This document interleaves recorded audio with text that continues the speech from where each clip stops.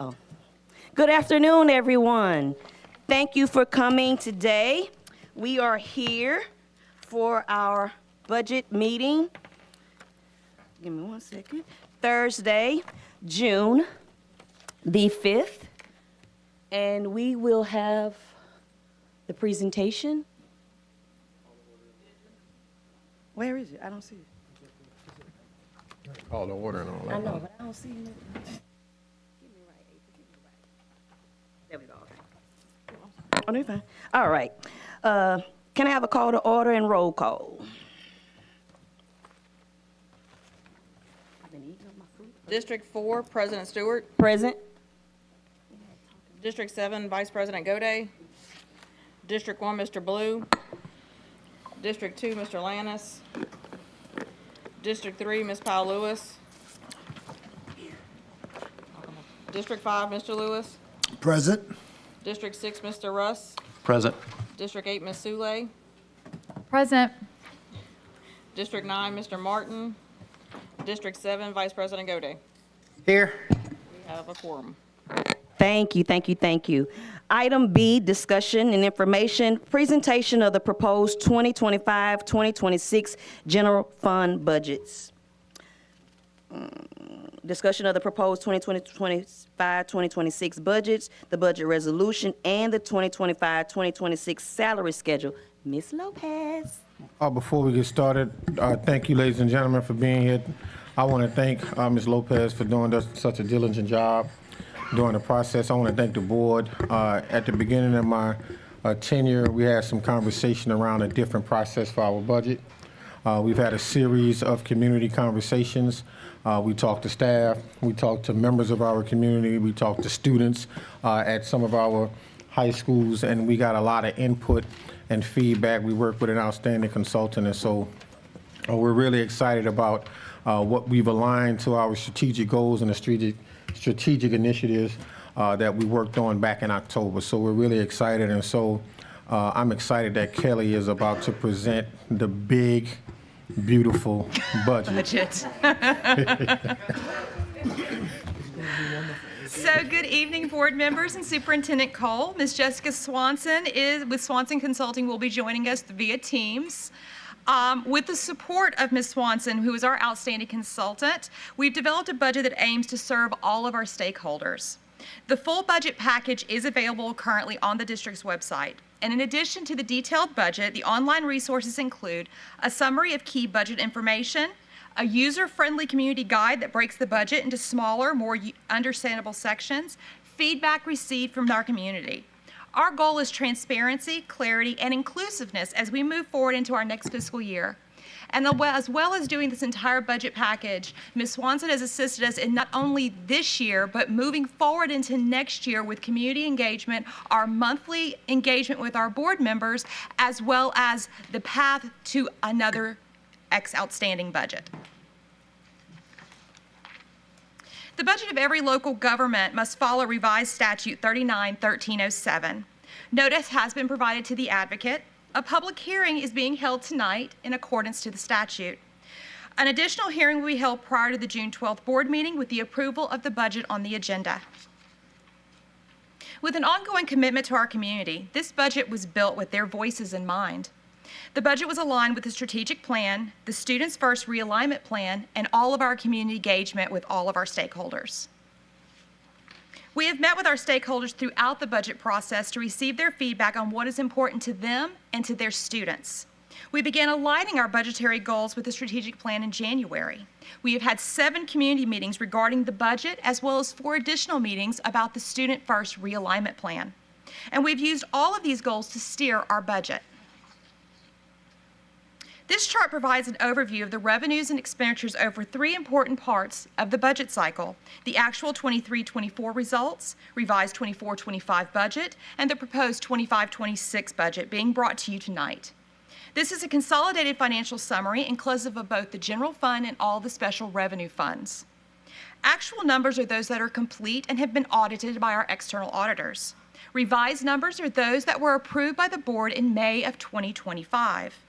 As you can see, we are anticipating an ending balance of $381.1 million for the current fiscal year.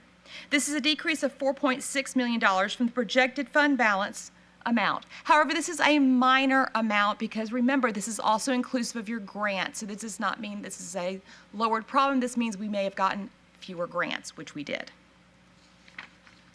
Revenues include funds that the district receives in order to provide services to our students. The general fund revenues received from property and sales tax. We also receive state funding from MFP dollars and federal indirect costs based upon the indirect cost rate provided to us by LDOE. Our special revenue funds receive funding from very specific sources: federal dollars such as title and IDEA grants, state grants that fund literacy and early childhood, and local grants that provide opportunities for our interns and the eye care program. Overall, 64% of the district revenues are from local sources, specifically property and sales taxes. 25% come from state sources such as MFP and LA pre-K funds. 11% come from federal sources such as title funding. The pie chart there shows you a different representation of the percentage breakout. Enrollment continues to decline throughout the state and our local area. Property taxes are projected to increase by 4.5% for a total of $241 million. Sales taxes are projected to increase by 1% for a total of $128 million. ESSER ended in September of 2024, and that will decrease our indirect cost allocations. While MFP has not been set by the state, we do expect a decrease due to the drop in enrollment. Federal dollars are projected without ESSER, as it is ended in September of 2024. An important part of our budget process is aligning resources with the students we serve. As we review the enrollment trends over the past decade, we are seeing a decline. This view is inclusive of our Type 1 charter schools, and it shows that enrollment has decreased by approximately 3.3%. Let's look at the same information with just our traditional district schools over the same decade. From this view, we have decreased 15.6%. This slide shows the relationship of student enrollment to staffing. Prior to 21-22, staffing for the general fund was tracked, but we didn't necessarily track it with our grant funds. The continued decrease in student enrollment has required us to review staffing numbers as well as the realignment plan planned for next year. Staffing is based upon the needs of our students, as well as our new teaching models, including TAP model at 3 different schools, and our new foundational learning centers at 2 schools. This chart shows all funding sources in a different manner to understand the district revenues. The navy blue will show your general fund, the gray shows your special revenue funds, such as grants and propositions, and the green is the total. As you can see in 18-19, the total revenue of the district was $630.1 million.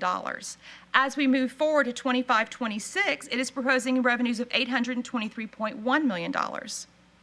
As you can see, there is a hill between 21 and 24. This is the ESSER effect, and as you can see, now that ESSER has ended, you can see the decrease is beginning. Ms. Lopez, I have a Yes, question. Sure. Could you Mr. back up one slide? Yes. One more slide. Yes. So on the staffing, so that's just our staffing, not the staffing including the charter schools, correct? No, sir, I don't know the staffing of the charter schools until they count them for me in October for the Okay. EdLink 360. Okay, thank you. I just Yeah, wanted no to be problem. clear. Thank you.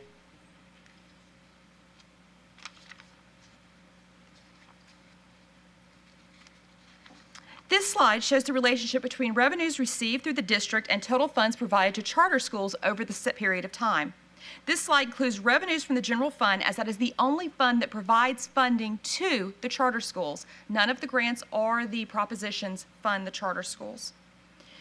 As you can see, in 2018-19, a total of $442.9 million was received, and 18-19, $81 million was provided to charter schools for an ending net revenue of $407.4 million. For 25-26, a total of $584.2 million is projected to be received. $161.8 million will be provided to charter students for an ending revenue of $422.4 million. This equates to 26% of all revenues received. Total revenues are anticipated to decrease by $11.1 million from the revised 24-25 budget. However, the vast majority of this is the funds that we receive from the Department of Ed for the stipends that we provided to all staff members during 24-25. While the legislature still has not approved this funding, it is being discussed.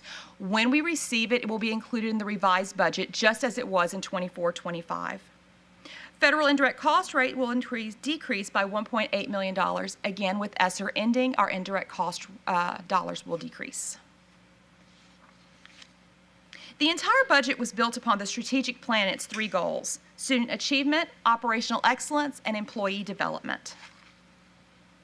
With the consolidation of underpopulated schools through our realignment plan, the district will use those savings to continue to put our students first. Mentor teachers will be at our DNF schools, and we will have 2 foundational learning centers with dual educators. The TAP model will be at 3 different schools, and this will allow master and mentor teachers to work with our newest teachers and providing constant professional development. Instructional specialists will be at all of our C, D, and F schools. We'll have 8 additional metal detectors and cameras in both our schools and in our school buses. And we're going to have $129 million in deferred maintenance that will be avoided through this process. The district is projecting increases in employee benefits for the upcoming year. Additional investments in facilities and securities, as well as the instructional needs of both our staff and our students, need to be addressed. Charter schools continue to grow throughout the district. Our Student First plan provides so many opportunities for the future, inclusive of the realignment of staff and new models to provide that instruction. Expenditures are the purchases the district makes to provide for the instructional needs of the students.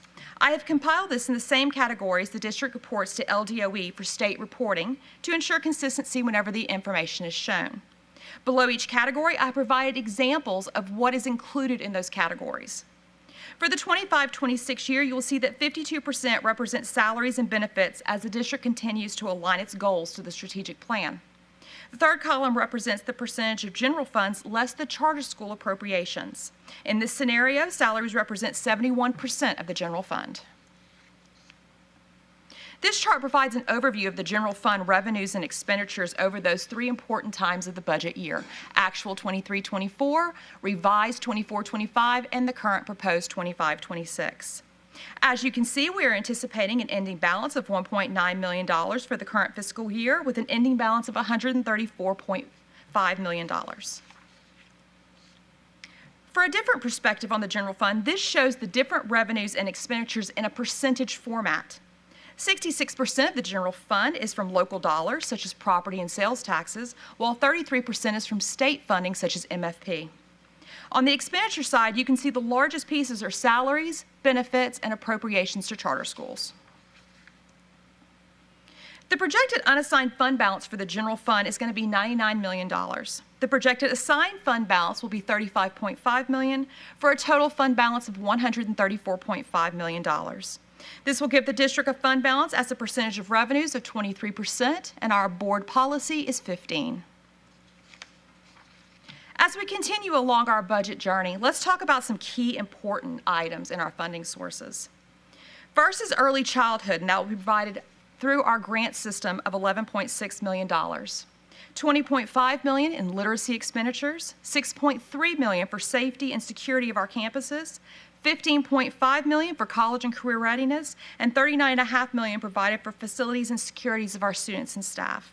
While ESSER is ending, we continue our commitment to our students and staff to provide outstanding opportunities for everyone involved. So to adopt the budget, we published in the Advocate. We are having tonight's public hearing, and it will come forward to you again on June 12th for approval. Once it is approved, it must be submitted to the Department of Education. Any questions? Thank you, Kelly. Thank you, Ms. Lopez. Thank There you. are no questions. I go again. I don't see. Are there any public questions? I don't have any cards. Oh, yeah. Mr. Russ. So quick. Just want to thank Superintendent Cole for putting together this budget for us. I know a lot was kind of up in the air while we were working through the realignment process. But I just want to point out that I guess the strategic decisions that have been made in this budget align with our strategic plan, and that I'm really happy to see that, while it's hard to account dollar for dollar, the savings that we're seeing through realignment is all going to show up in front of students. There's no growth in overhead in central office. This goes directly to student performance and putting the needs of our students first, and I commend that. Thank you. Thank you, sir. Thank you, Mr. Russ. Anyone else? Thank you, Ms. Lopez. Thank you. And I just want to say, just to kind of piggyback on Mr. Russ, my colleague, about us doing things simultaneously, because I asked those questions about, moving pieces. And so ultimately, the district of our size and with the magnitude of resources, I just feel like we can do multiple things at one time to keep afloat of what we have going. And so I think this is awesome. Thank you, Superintendent Cole. Thank you, ma'am. Thank you. And with that, that concludes our budget workshop. We'll see you at 5. See you guys at 5.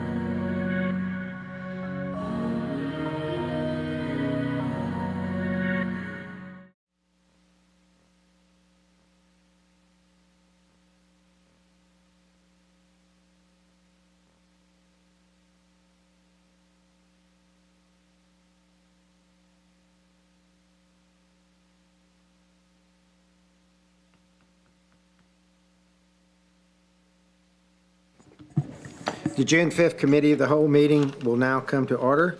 The invocation tonight will be led by Board Member Emily Soule, and the Pledge of Allegiance will be led by Board Member Mark Ballou. There you go.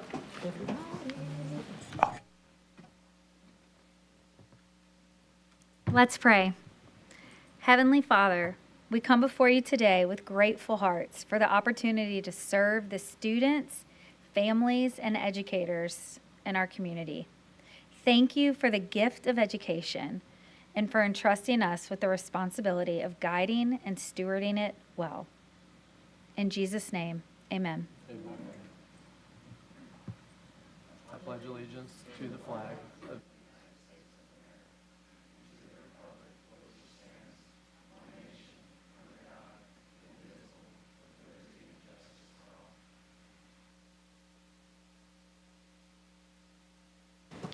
Thank you, and I remind everyone to please silence your cell phones. Madam Secretary, would you please call the roll? District 4, President Stewart.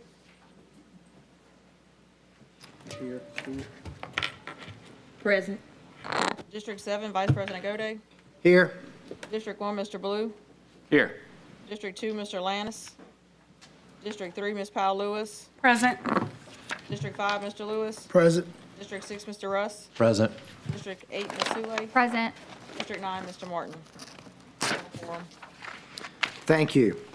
The next item on the agenda is item B1 for information only, the fiscal transparency report. Are there any questions, comments from the board? Seeing none. Next is item C1, I'm sorry, the 2025-2026 proposed budgets. Consideration of request for the approval of proposed 2025-2026 general fund and special revenue budgets, the budget resolution, and the 2025-2026 salary schedules. Ms. Lopez, are you going to do anything on this, or? Okay, we just had the, so any public comments? I have no public comment cards. Any public comments? Oh, I'm not up online. I'm up on that.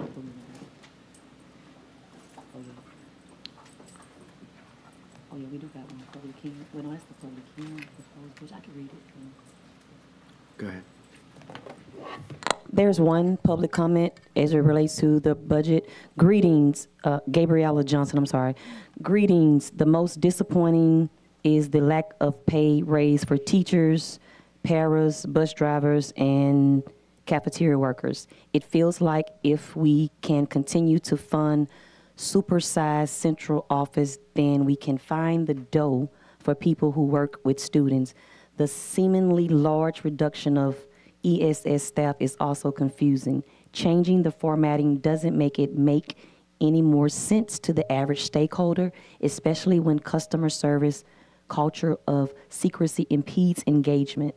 Some numbers of the proposed budget look like fiction and is disappointing. There was no quality public engagement over the budget. Several schools like Liberty High seem to have projected significant increase in enrollment and decrease in staffing. If this is a mistake, the board must not accept this proposal until the public can review the real proposals. Do better, find a pay raise, and cut the fat. Thanks. And there's another one, Donna Stevens High. It's depressing there is only one budget workshop this school year. The survey didn't give much room for real feedback. Traveling the to community might be annoying, but the community-based budget workshops were helpful. Some of these proposed budgets make no sense. McKinley Middle Magnet is projected to have more students, yet less staff.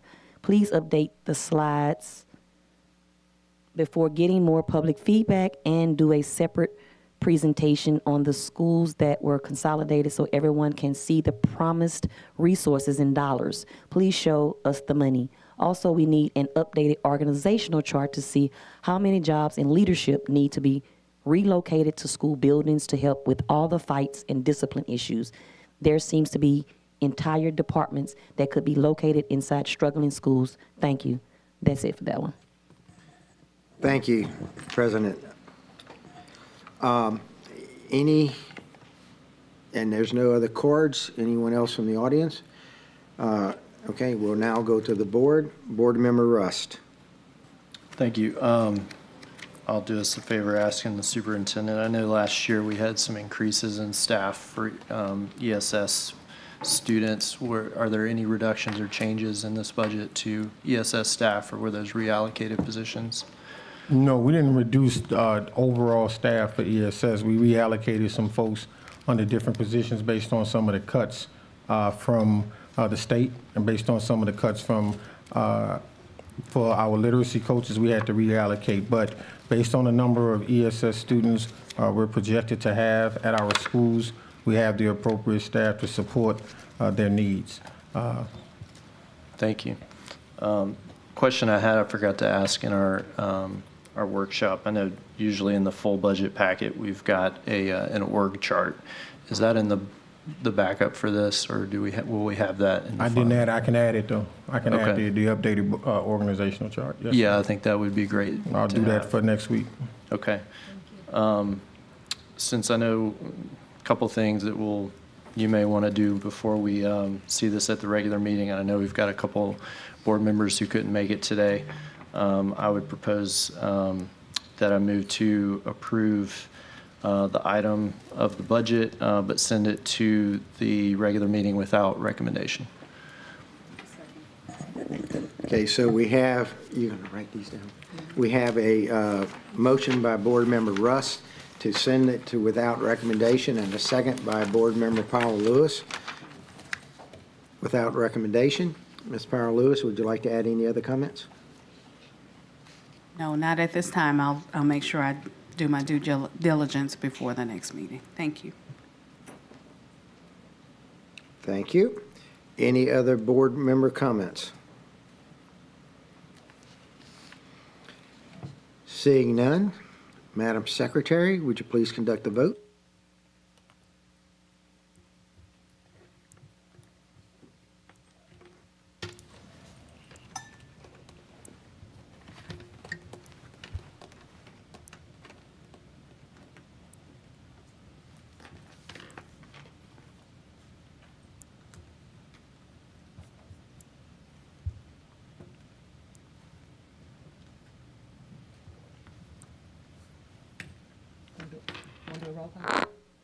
Okay.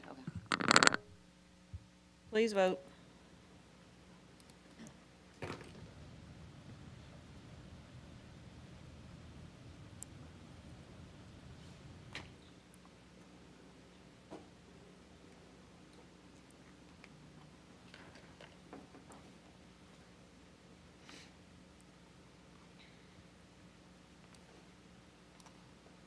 The motion carries.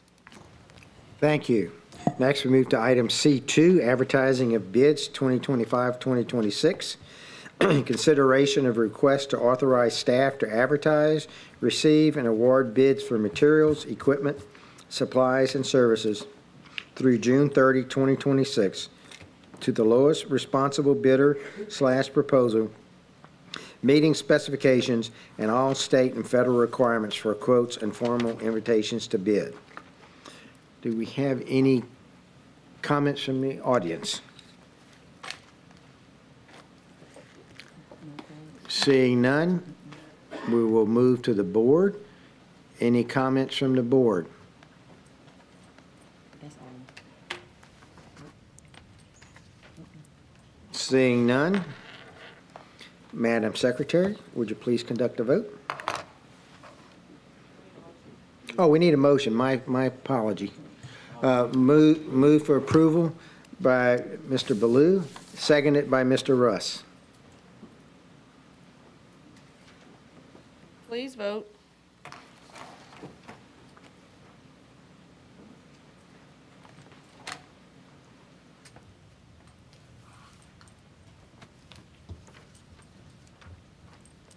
The motion carries.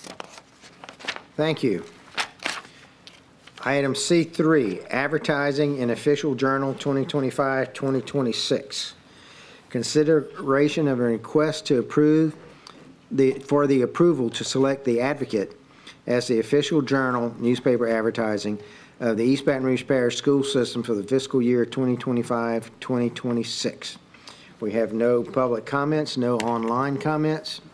Are there any comments or questions from the board? Seeing none, may I have a motion?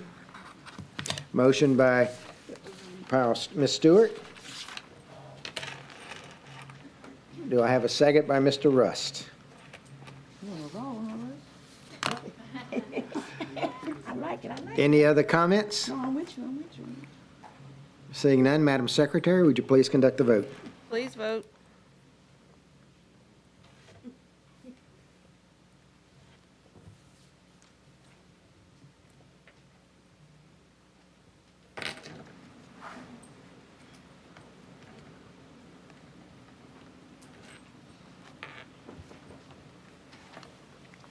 The motion carries.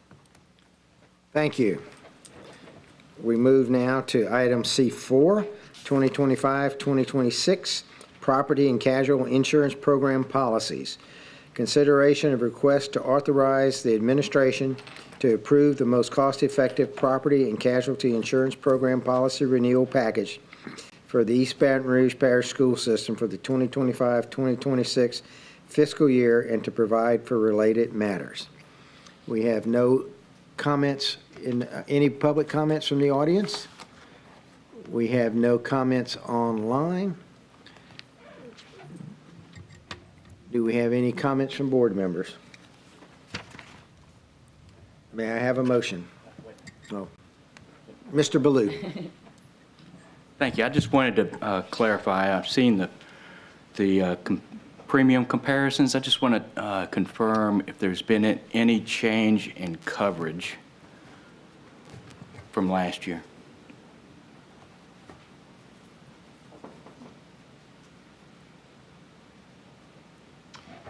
Good evening, members of the board. We have Ms. Bro here from Norris Insurance Consulting, and I believe the answer to that is no. There is no change in deductibles and coverage and so on and so forth from the prior year. And She is here to answer any more Oh, questions. okay. you might have. And the flood coverage is covered under our, under the property bid? Yes, the only change to the coverage is on the flood. The sub-limit that you had on flood under the property policy in the past was 10 million. We were able to get it up to 11 million for this renewal. That way we eliminated, you're able to eliminate that little extra excess flood policy that you were buying before, the 500,000. Eliminate that premium, and it's included in the actual property policy now. Well, very good. Thank you. I didn't catch your name and, Sure, Carmel Bro with Norris Insurance Consulting. okay, and what is your affiliation with the process here? I was called in to review all of your insurance policies and to put together the renewal comparisons for you. Okay. And to make sure that you were getting the best available coverages, terms, and conditions for the premiums that you are paying. Okay, and is there a letter from you or something in here? In your packet, In the there package, is a okay. letter of I sorry, I just didn't see it. Well, thank you very much. I appreciate welcome. that information. Thank you. Are there any other board member comments on the insurance, property and casualty? Seeing none, may I have a motion? Motion by Ms. Stewart, second by Ms. Sule.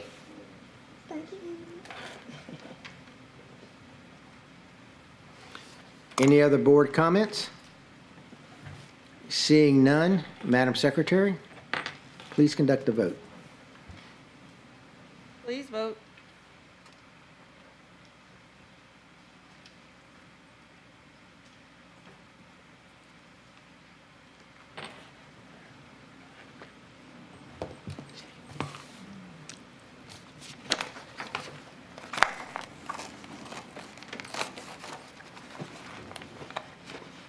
The motion carries.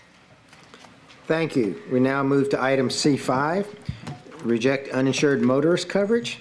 Consideration of a request for the approval of the attached resolution authorizing the board president and superintendent to execute and sign all documents to reject uninsured motorist coverage in connection with the East Baton Rouge Parish School System automobile liability coverage and its self-insured retention program for the 2025-2026 fiscal year. I have no comments online. Any comments from the audience? Do we have any comments from the board?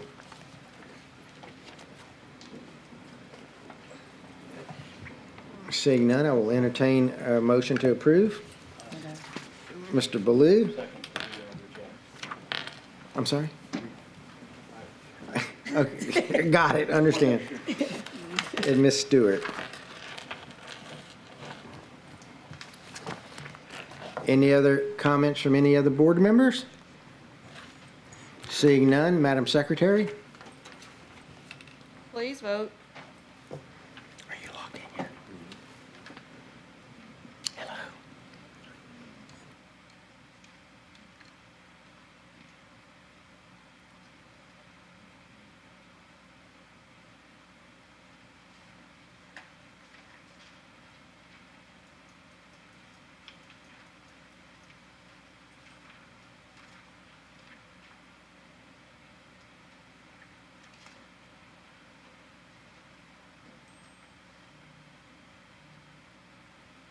The motion carries.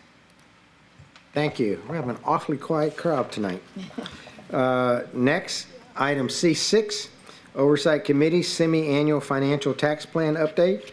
Consideration of a request for the approval of the semi-annual financial tax plan update in 2024-2025 revised budgets for propositions 1, 2, and 3. Strategic alignment, operational excellence.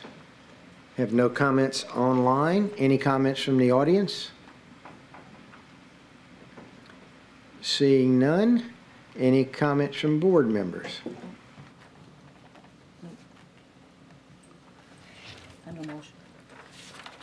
Mr. Lewis. I just want to make, I've said this before, and I'll keep saying it till people get tired of hearing me ask about it.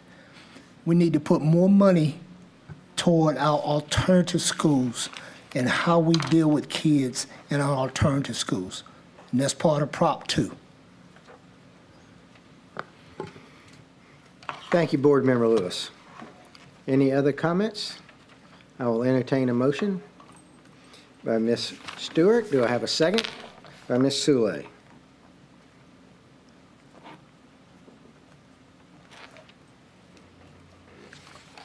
Any other board comments? Seeing none, Madam Secretary, would you please conduct a... Please vote.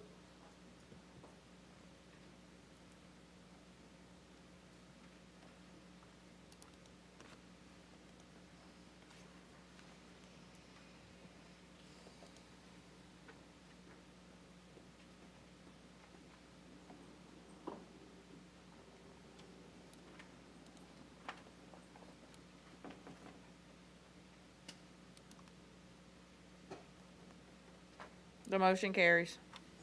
Thank you. Item C7, Professional Services Contract Federal. Consideration of a request for the approval of the professional services contract between the East Baton Rouge Parish School Board and the following. Imagine Learning, LLC, in the amount of $480,000 to provide professional development to teachers and school leaders on curriculum implementation. Funding source, redesign.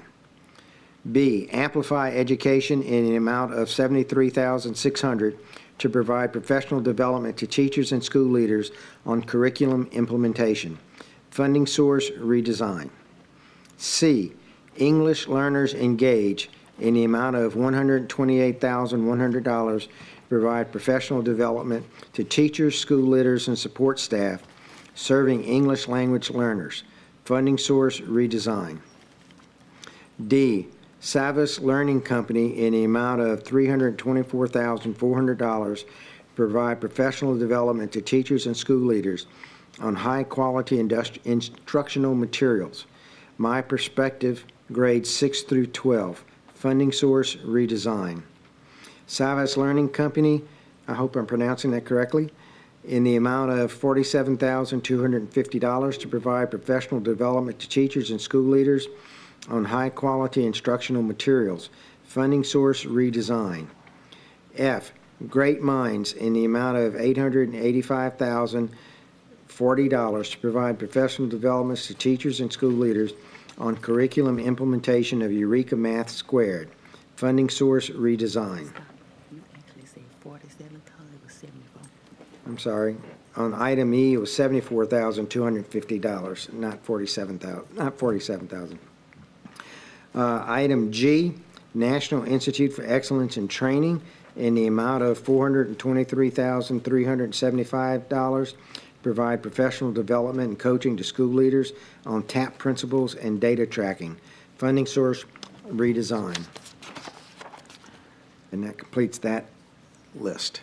Again, I see no online comments.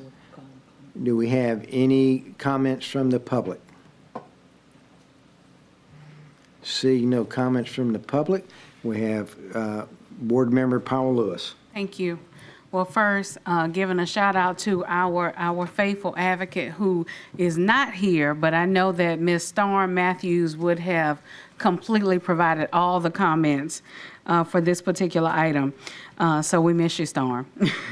Also, I wanted to ask Mr. Cole, when we think about items A through G, I know that Alphabet G is fairly new to EBR in including in NIET, but I know the rest of these programs and vendors we have used in some shape, form, or fashion in the past. And my question is, what has been our success rate? Is there just a summary of the data that can be given to let us know that we're headed in the right direction with keeping these vendors? Absolutely. To your question, yes, we've used these vendors before. Ms. Edwards is going to come forward and share more, provide more of a detailed response for your question.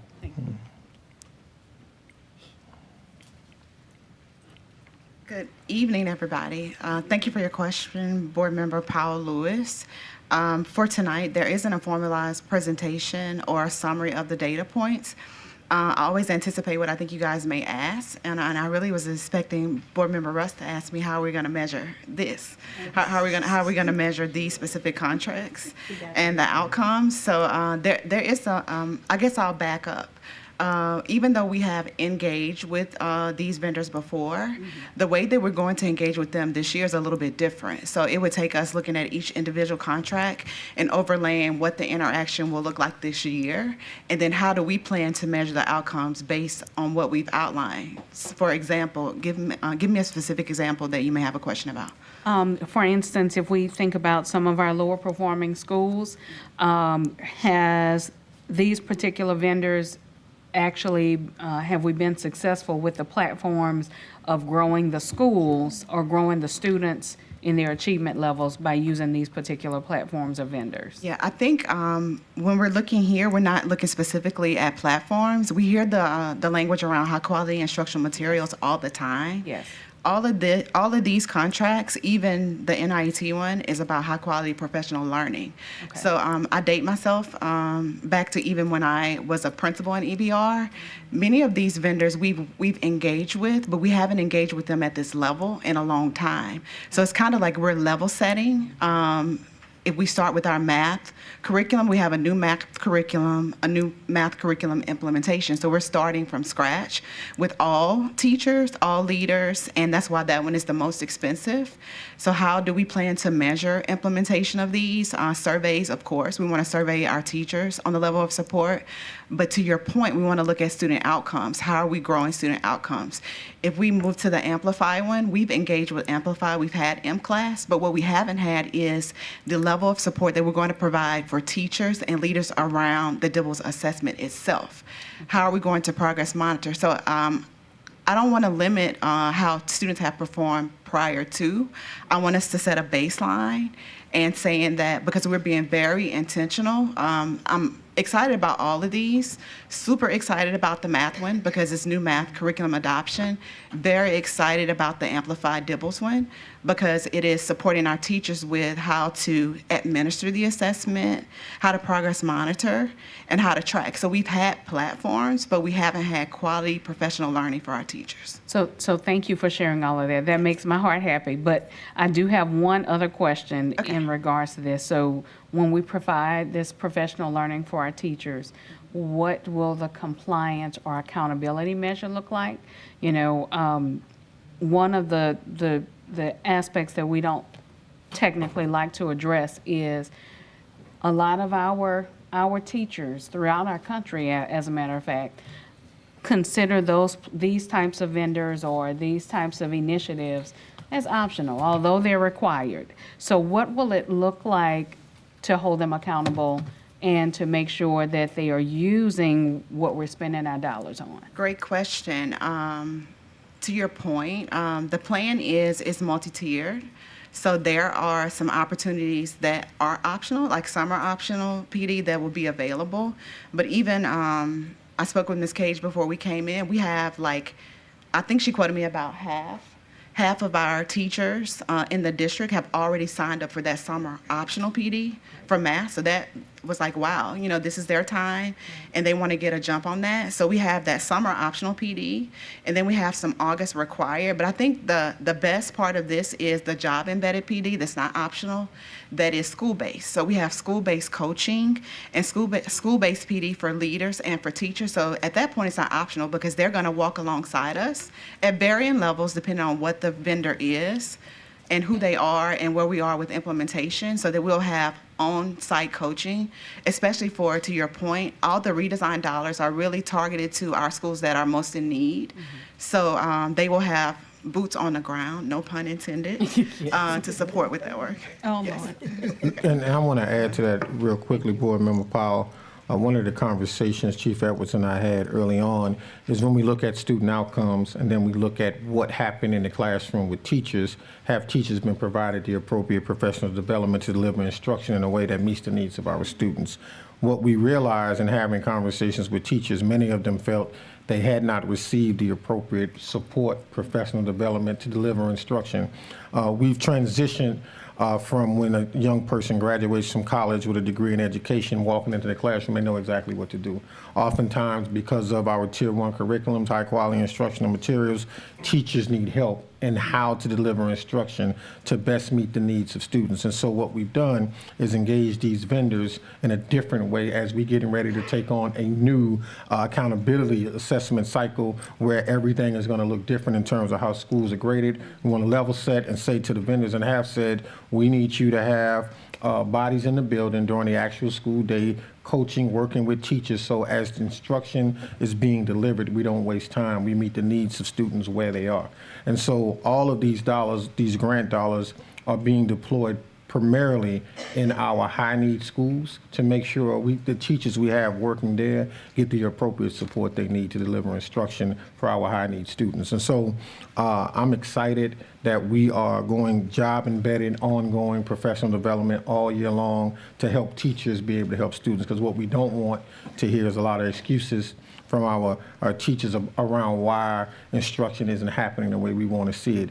The measuring stick for that is going to be our weekly common and formative assessments that we administer every other week that are going to be aligned to the standards in the curriculum, and we're going to make sure that teachers are being provided with the support to teach those standards or help students understand the information based on the standards.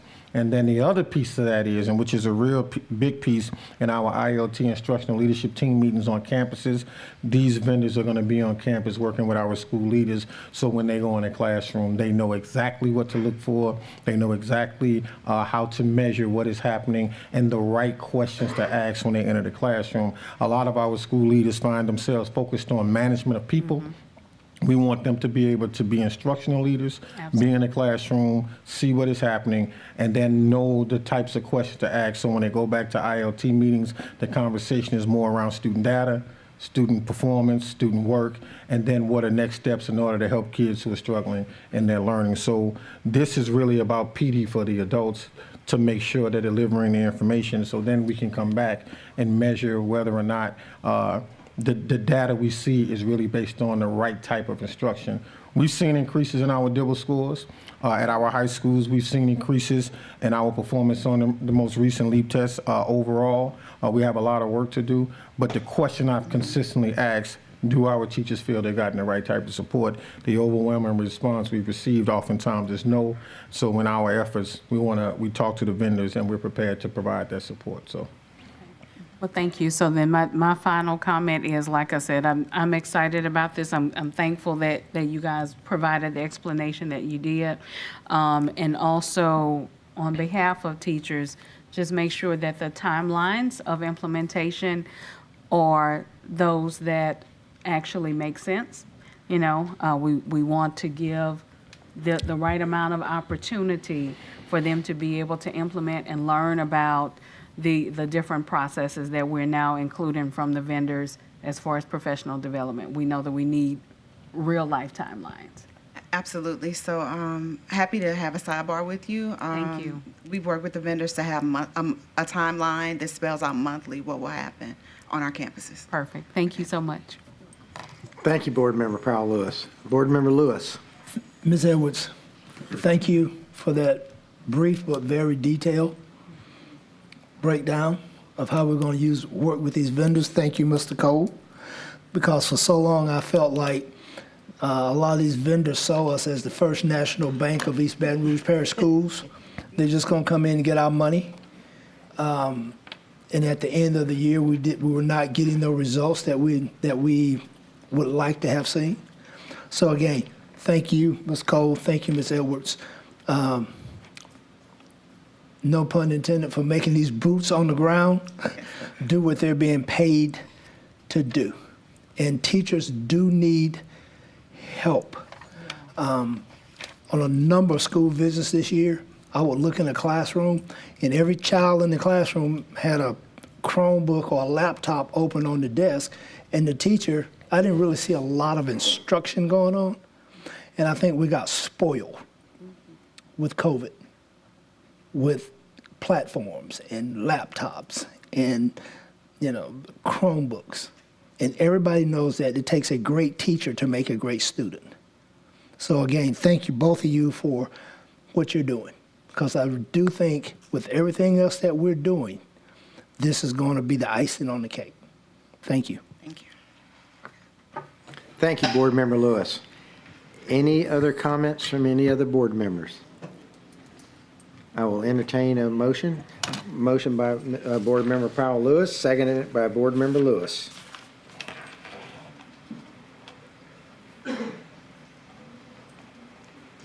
Any final comments from board members? Seeing none, Madam Secretary, would you please conduct the vote? Please vote.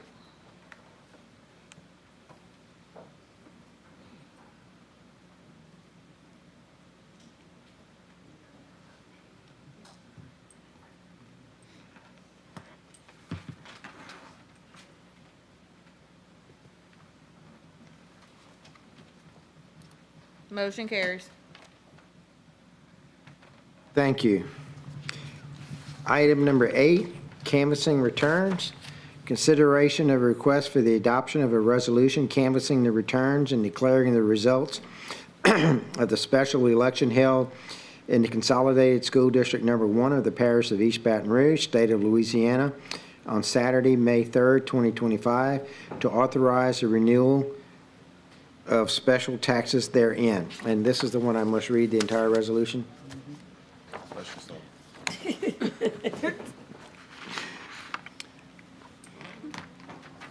The following resolution was offered by, well, should I get someone to offer it now, or we'll fill that in later, and seconded by, to be determined. Resolution, bear with me, this is 3 pages long. A resolution providing for the canvassing of the returns and declaring results of the special election held in the Consolidated School District Number 1 of the East Baton Rouge Parish, State of Louisiana, on Saturday, May 3rd, 2025, to authorize a renewal of special taxes therein. Be it resolved by the Parish School Board of the Parish of East Baton Rouge, State of Louisiana, parentheses, the governing authority, acting as the governing authority of Consolidated School District Number 1 of the Parish of East Baton Rouge, State of Louisiana, parentheses, the district, that Section 1, Canvass. The governing authority does now proceed in open and public session to examine the official tabulations of votes cast at the special election held in East Baton Rouge Parish School District, East Baton Rouge Parish, Louisiana, on Saturday, May 3rd, 2025, the election, to authorize a renewal of special taxes therein pursuant to the following propositions. The propositions. Proposition number 1 of 5, tax renewal. Shall Consolidated School District Number 1 of the Parish of East Baton Rouge, State of Louisiana, continue to level a special tax of .72 mils on all property subject to taxation in the district, an estimated $3,887,000, reasonably expected at this time to be collected from the levy of the tax for an entire year, for a period of 10 years, beginning with the year 2027 and ending with the year 2036, for the purpose of supporting the alcohol and drug abuse prevention program of the East Baton Rouge Parish School Board, commonly referred to as the iCare program. Proposition number 2 of 5, tax renewal. Shall Consolidated District Number 1 of the Parish of East Baton Rouge, State of Louisiana, the district, continue to level a special tax of 1.04 mils on all property subject to taxation in the district, an estimated $5,600,000, reasonably expected at this time to be collected from the levy of the tax for an entire year, close parentheses,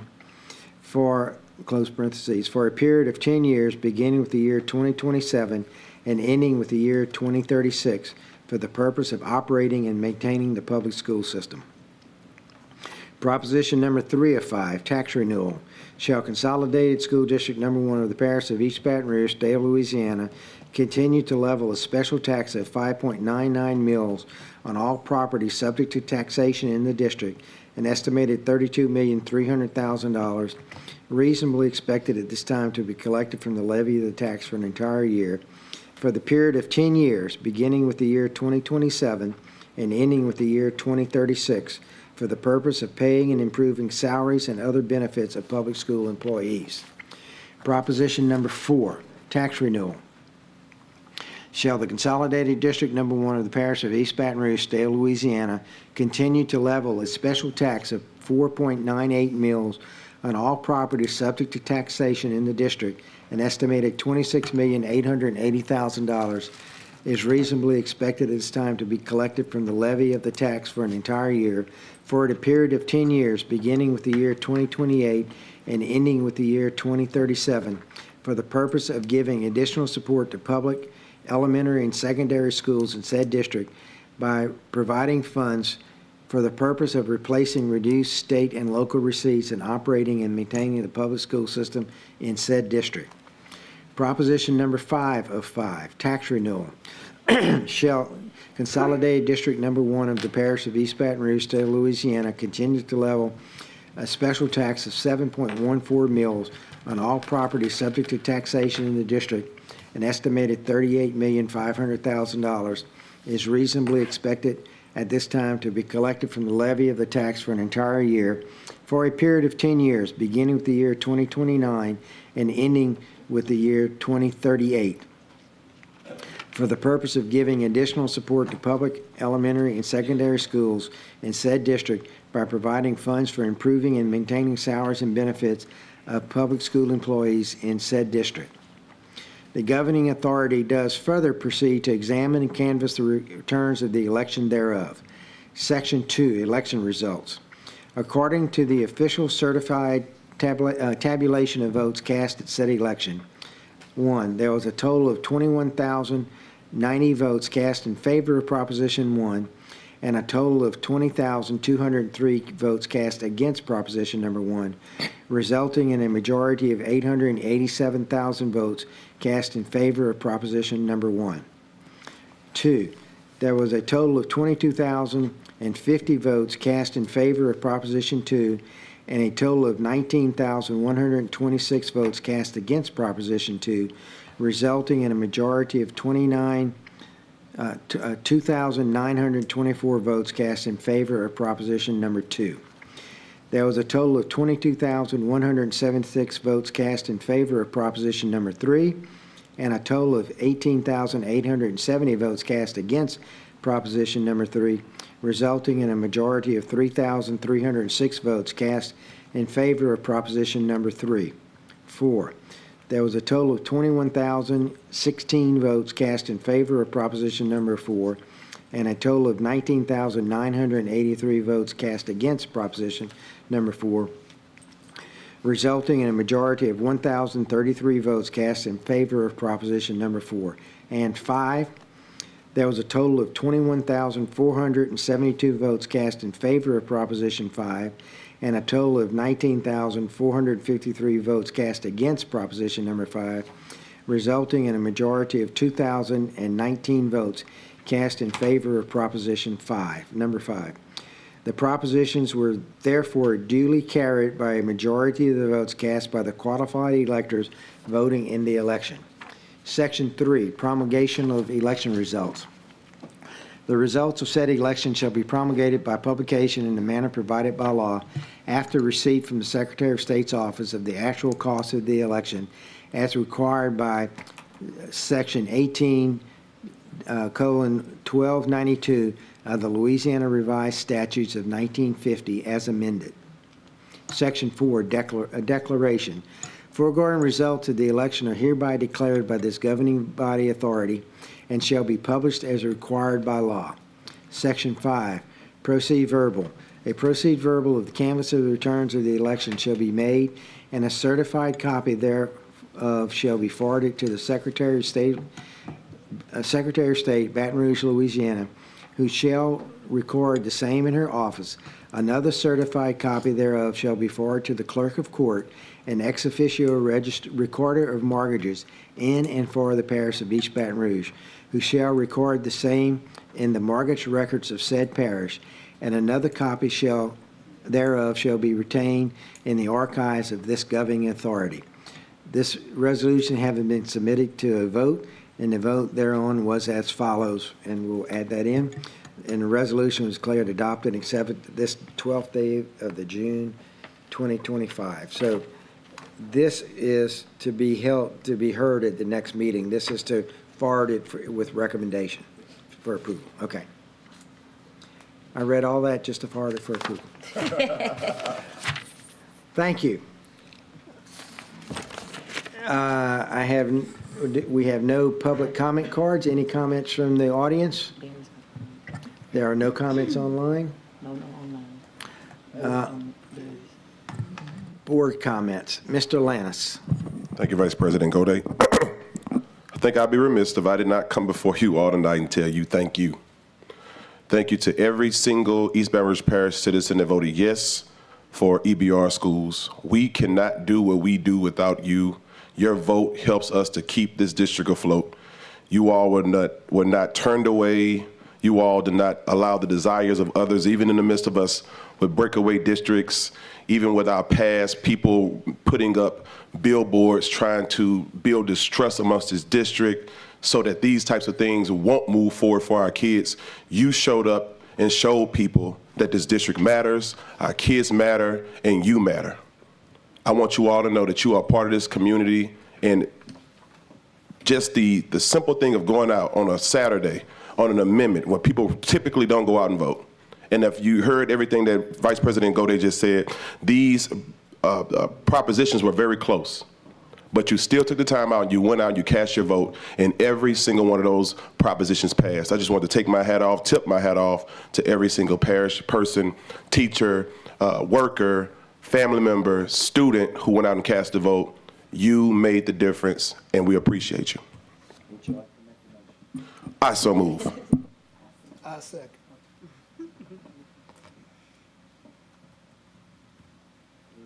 The motion was made by Board Member Lannis and seconded by Board Member Lewis. Do any other board members wish to speak at this time? Seeing none, Madam Secretary, would you please conduct the vote? Please vote.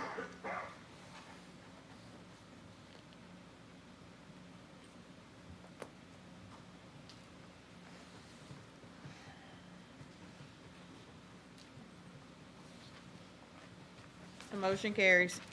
Thank you. We move now to item C9, Cooperative Endeavor Agreement, Louisiana Department of Treasury. Consideration request for the approval of a Cooperative Endeavor Agreement between the East Baton Rouge Parish School Board and Louisiana Department of Treasury in the state of Louisiana in the amount of $50,000 for Act 776 of the 2024 regular session, state aid to local government entities to provide musical instruments for multiple schools. We have no comments at the board. Any comments from the audience? We have no comments online. Any comments from the board?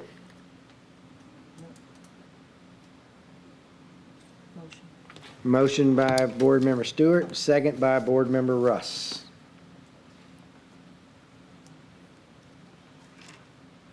Any final comments? Seeing none, Madam Secretary, would you please conduct a vote?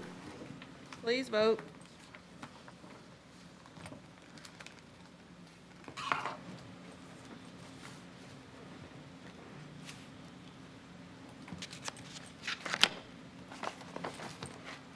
Motion carries. Thank you. We now move to item 10, C10, amended job descriptions. Consideration of request for the approval of the following amended job descriptions: driver training and safety officer, and B, supervisor of transportation. We have any public comments from the audience? We have none online. Any comments from the board? Motion by Ms. Stewart. Second by Mr. Rust. Any final comments? Madam Secretary, would you please conduct the vote? Please vote.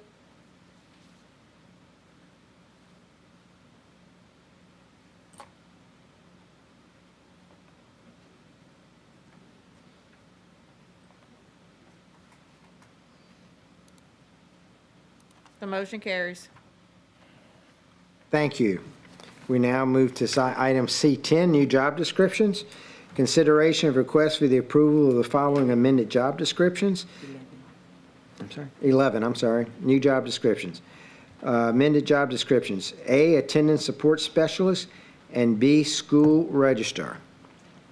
Any comments from the audience? I see no comments online. Go now to the board. Mr. Ballou. Thank you.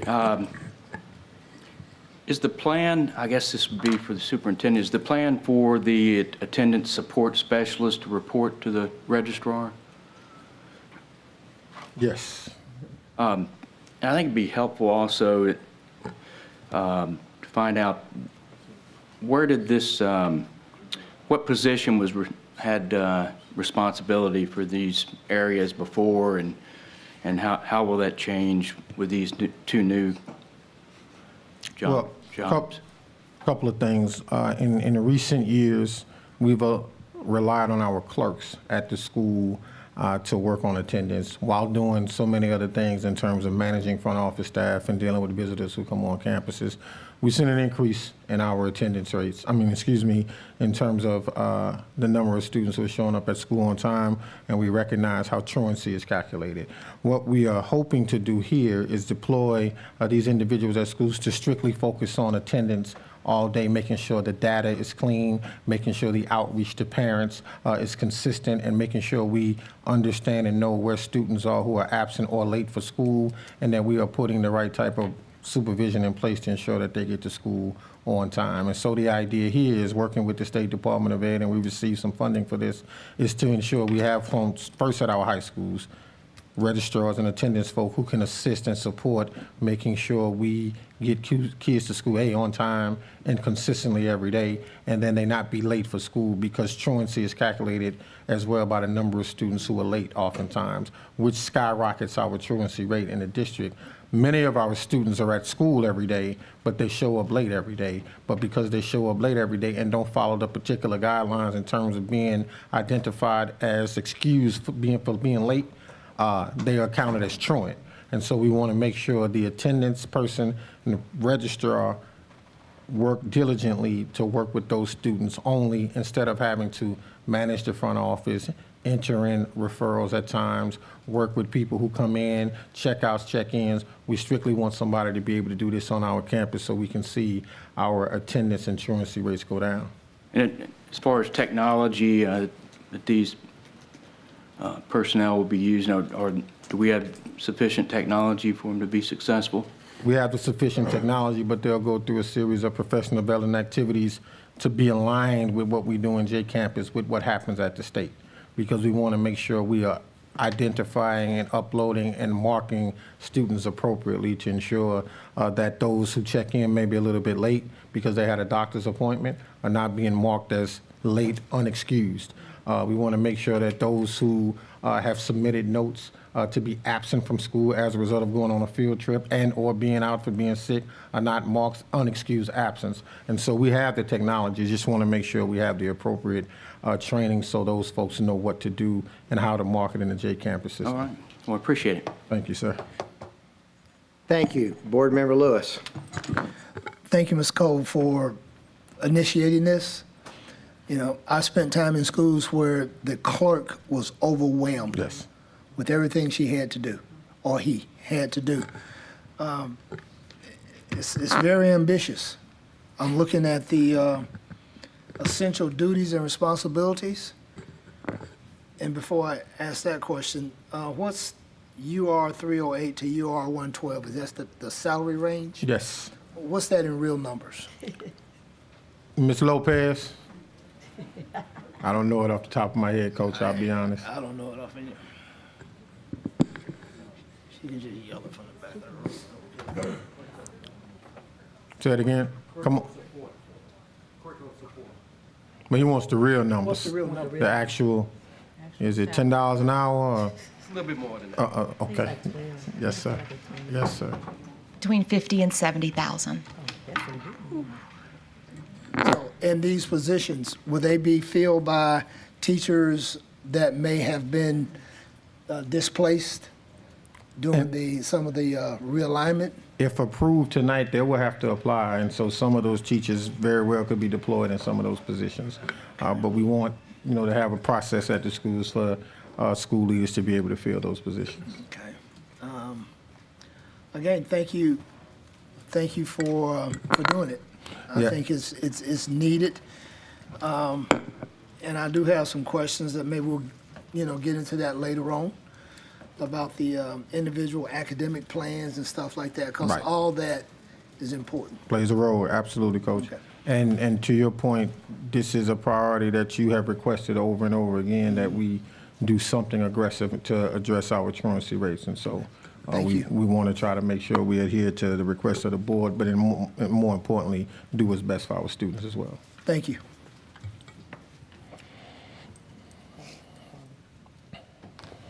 Board Member Powell Lewis. Thank you. Thank you for sharing the details so far in regards to this new attendance process. My question is, and for lack of a better phrase, the attendance platform and utilization over the last year has been a hot mess. And so with that in mind, to have someone who is dedicated, number one, to receiving the training and being able to facilitate that should help quite a bit, and also providing clarity for parents as well, because I know I've been one to receive the interest in letters in the mail, and then I go to my son and he's like, no, ma'am, that's inaccurate. And so I'm thankful for that.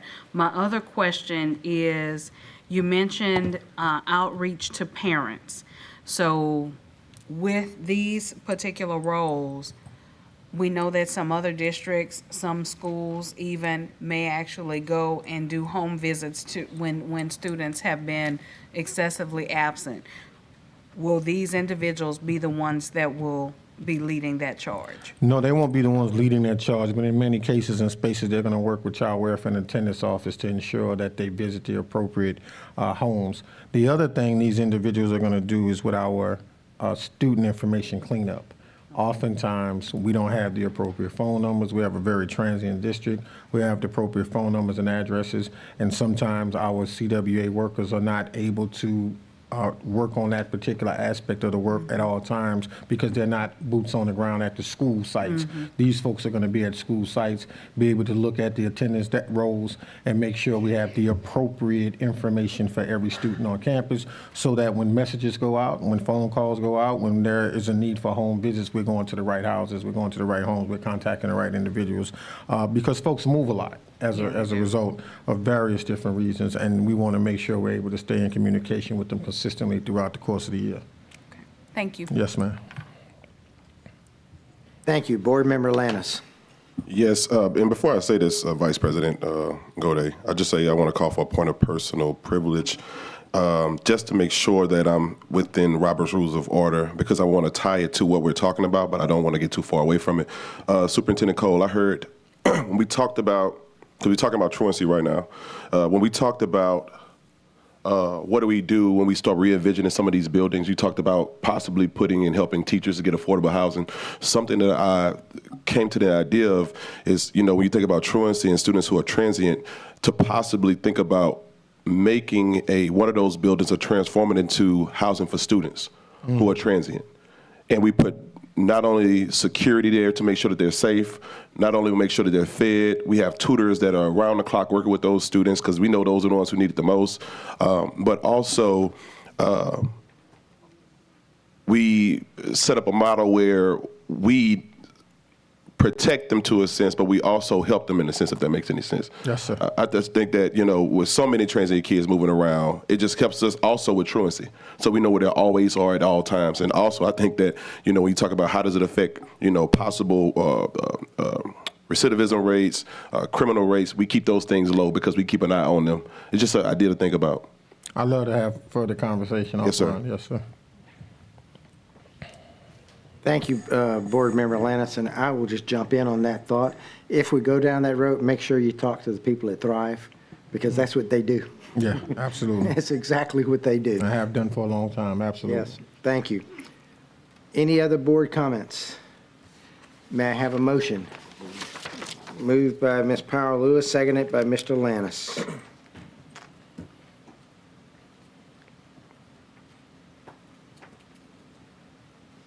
Any final board comments? Seeing none, Madam Secretary, would you please conduct the vote? Please vote.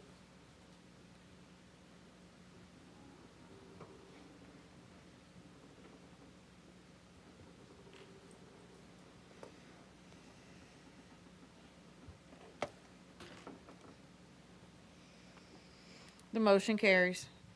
Thank you. We now move to item C12, consideration of the approval of request from HES Facilities Management for a contractual increase of $960,000 based on the cost of living adjustment of 4%, begin in the school year 2025-2026. We have no comments from the audience, or you can present anything? I like to, and then, Okay. yeah. So First and foremost, thank you, board members. I want to say when this item and this conversation began upon my arrival, I had grave concerns relative to a lot of what I was hearing from staff. Since that time, we have met with Hess, primarily with Patrick Ficklin, who is one of the leaders on the ground, and asked he and our Chief of Facilities, Casey Gilbert, to work together to develop a new way of doing business in terms of managing the issues that arise and how we are working with Hess as well as our business partners to work in our schools. I'm happy to report that we put a metrics in place to measure the complaints, to measure the concerns, and they have decreased considerably. I know a number of you have said that you're not receiving the number of complaints you once were receiving at the start of the school year. We at the school board office aren't receiving the number of emails from teachers about the service. Now, it's not perfect. I don't want to pretend it's not perfect. There's a ways to go and a ways to improve. But what I would like to say is because of the new structure, because of the team collaboration, because we are operating in a spirit of unity in terms of Hess and the school system being one as it relates to meeting the needs of our teachers, students, and families at the school sites, we've seen improvement, a grave improvement in the way service is being provided. And I know you all know when you reach out to Mr. Gilbert, he's Johnny on the spot in terms of working with Hess. But then when he contacts Mr. Ficklin, he then is Johnny on the spot making sure that those matters are being addressed consistently. A lot of what was happening in terms of the complaints was a lack of communication. There wasn't a communication hierarchy in terms of, or organizational chart, if you will, in terms of how calls were being routed to the school system. A lot of those calls were being routed to folks in Hess. They weren't making it to the school system, and balls were being dropped as a result. But now, Mr. Gilbert and Dr. Ficklin are staying in constant, I say doctor because he should be one, are staying in constant communication with each other on a routine basis, regular basis. To give you an example, we had a small fire at Shenandoah Elementary. And because of the swift action of our team as well as the Hess team, we're able to consistently monitor what was happening there in terms of addressing that, getting that bathroom clean. And I was able to go out on the weekend with Mr. Gilbert and Mr. Ficklin and the team that was hired to address those concerns and really able to see an increase and an improvement. The other thing I want to say is this. As we get ready to embark on a transition of our schools that we have consolidated and we have transitioned into other facilities, it is vitally important that we continue to do this work at a high level, and Hess has been a vital part of that process. They've stepped up and gone above and beyond to do this work. So I'm in full support of the cost of living increase because I have been working and speaking with some of the business partners about the improvement I've seen from them as well as we visit schools in the afternoon, as we visit with our business partners to discuss the work that they're doing and some of the communication lines that have been opened up as a result. We have taken, as a board and staff, we have taken some bold moves to do some things differently. And we don't have the manpower internally to see some of these moves in terms of the maintenance, in terms of the cleanliness, in terms of the services over the summer that we know we want to provide to be prepared on August 7th. And we want to make sure we're able to do that. But in addition to that, we also recognize and know our employees who are working with our business partners in the afternoon are being underpaid. And Hess has made a commitment time and time again to me over the last 2.5 weeks. I just want to be honest, I engaged over the last 2.5 weeks to ensure that these dollars make it to the business partners and have sent information of what that is going to look like. And so I just wanted to make mention of that. We do have folks here from Hess and from the school system who are prepared to speak if necessary, but I wanted to make that comment because early on I wouldn't have made this comment, but I wanted to make it now. Thank you, Superintendent Cole. Okay. Mr. Lannis? Yes. Well, I think everybody knows this particular item has been pretty near and dear to me for several reasons. You know, when you think about our nighttime janitors, these are people who come from our community. And it's contingent on us to make sure that we take care of them. You know, when you think about the way the economy looks right now, inflation and all of the uncertainties that's going on in life, telling people that you want them to do some of the hardest work inside of your schools while paying them $9 an hour, that just does not cut the mustard. And this is something where I understand the reason why it took us so long to get to this place, but I think we are in a much better place now. Over the course of the last several weeks, I'm sure Superintendent Cole can say this, as well as Mr. KC. I met with both of them. And I just wanted to get a hold or get an understanding of, where are we inside of the process, but how can we roll this out in a way where people understand that there's true transparency behind this and that we are really putting our foot forward to take care of the people who come from our community. Not only have they gone over and above, and I heard some of those conversations that you have had, but I asked them to put together a document, and I'm asking that we can distribute this document to every single board member before the next meeting. Yes, sir. Because it has detailed information inside of this that I specifically asked for, and it breaks down how much money the actual business partners make throughout the entire deal. I think that it's thoroughly important that people understand what that looks like, so you understand what it is they're working with. And also inside of it has the actual KPIs that Mr. Cole was talking about, which if you go back to 2022, 2023, when I was very vocal about a lot of the concerns I saw happening with Hess in terms of cleanliness inside of our schools, it has increased tremendously. From 2022 to 2023, they had an 89% B. Since 2023 to 2024, they had a 91A. And 2024 to 2025, now they have increased to a 93A. That to me has shown that they have created a level of commitment now that you have KPIs in place that we can not only track and monitor what they do, but they're doing so in a way that they keep our schools clean, which makes sure that our teachers are safe and our students are safe. And another reason why it's important that we bring an item like this at this time is because we have to pay attention to what we do. The most important time to clean schools is going to be through summertime, when you have to do deep cleaning. And you have to make sure people feel appreciated when they do that type of work, because a lot of people are not going to walk inside of those types of positions and do that level of work. But what I asked for this commitment and from our board with this 4% increase, and by the way, I want to also just make it very clear, this is nothing that is outside the standard procedure. This is the same thing we did with Aramark. We're just right-sizing it now so they don't have to keep coming back to us every single year. When we originally did this contract, they came to us every year because we were in a different place in terms of our budget. Now that we have a better handle on our fiscal management and how we want to see our district go, it makes sense that we bring this in and we take care of those who are doing the business on the ground on behalf of our district. And I just want to say I fully support this. I think that we're finally in a place where people feel comfortable. And again, I just ask we can disseminate this to everybody so they see exactly, what work is taking place on the ground and how the money's being spent, because that's the most important part. Yes, sir. And two things. You asked for some very specific things to be added to the document. Board Member Rust added for some very specific things to be added to the document in terms of transparency. Has submitted that information late last evening. Mr. Gilbert and I actually stayed here at 3 this morning working through some of the details of the things that you both asked for, and we're going to provide that for all board members today. Thank you, Board Member Lannis. I'm sorry, who's this? And the reason why the board doesn't have it now, I just got that a few minutes ago, and I wanted to check for spelling and things of that nature before we submit it to the board, because we were asking for very specific detailed changes to be made. We understand you want to grade the paper. I get Yes, it. sir. I'm an old English teacher. I just kind of have it. Board Member Powell Lewis. Thank you. I kind of just want to add to what Mr. Lannis shared. In 2023, majority of us were new. We were receiving a lot of complaints about Hess. And I will say in the last year or so, I have not heard anything.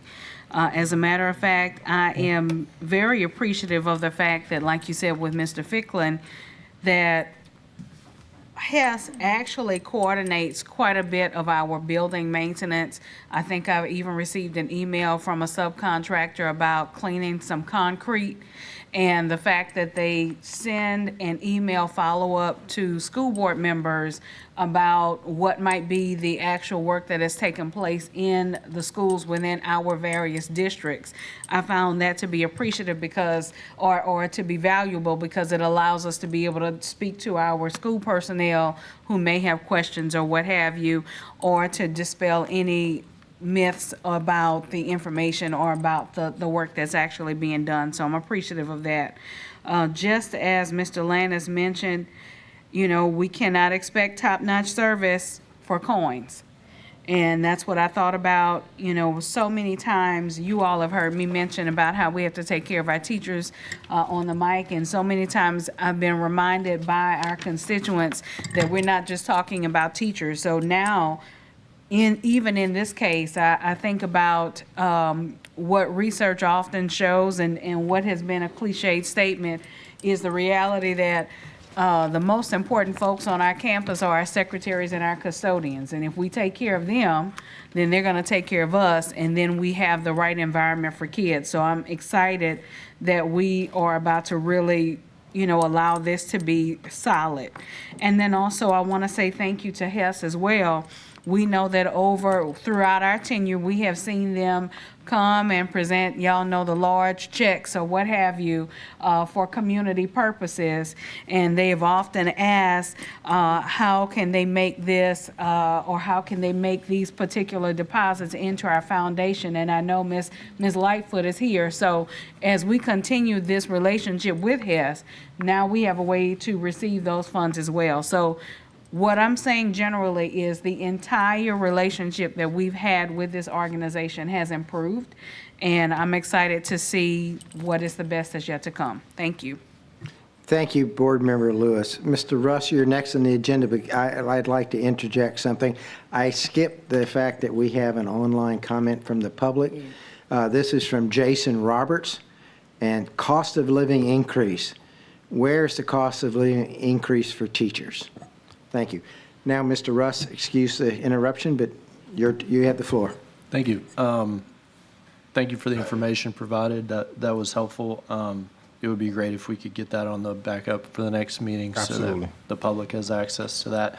And then also I was going to ask Sue, in the backup, we have a memo about the contract, and it refers to, I guess it's an addendum to the contract. Is there an actual contract document that we're approving, or I guess that might be a question for Mr. Shamlin? Yes, sir. There is no actual contract document yet. If the board approves tonight, we'll work on an addendum with Hess to present. So to the that would board. be at the regular board meeting? Yes, sir. Okay, that was kind of my thing. I didn't see an actual document that we're approving.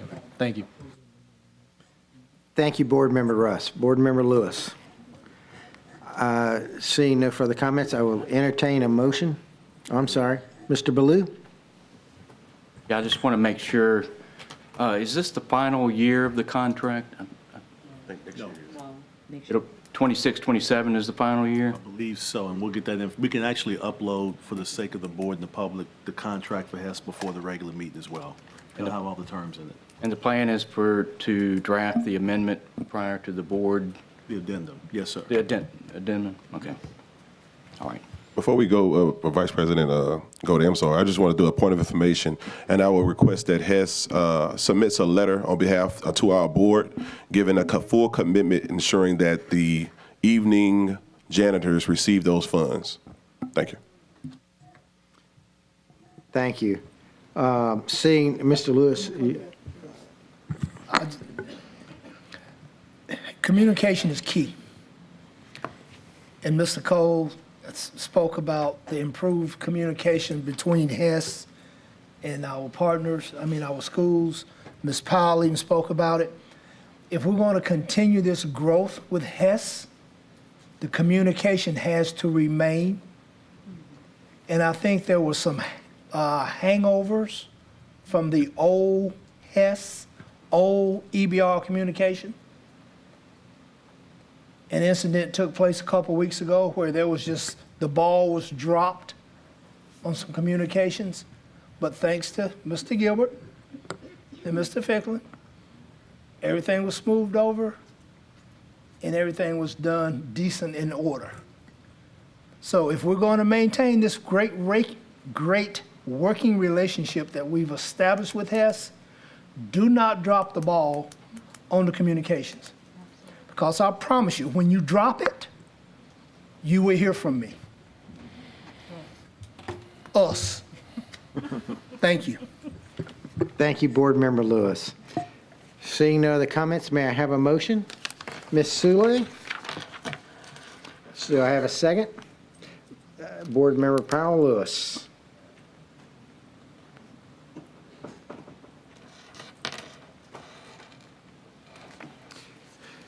Any final comments from the board? Madam Secretary, would you please conduct the vote? Please vote.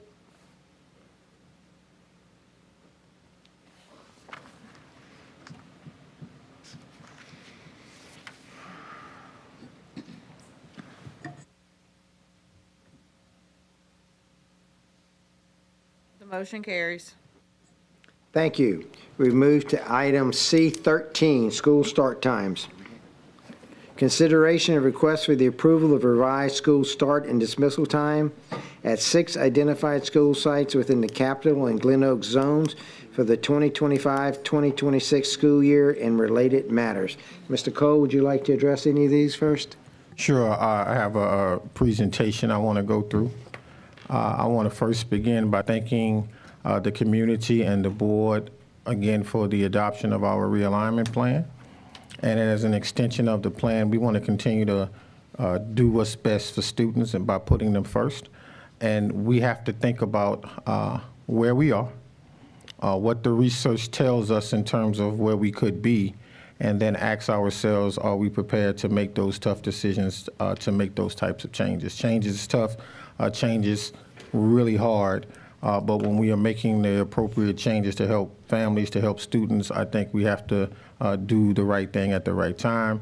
And in the words of Martin Luther King, the time is always right to do what is right.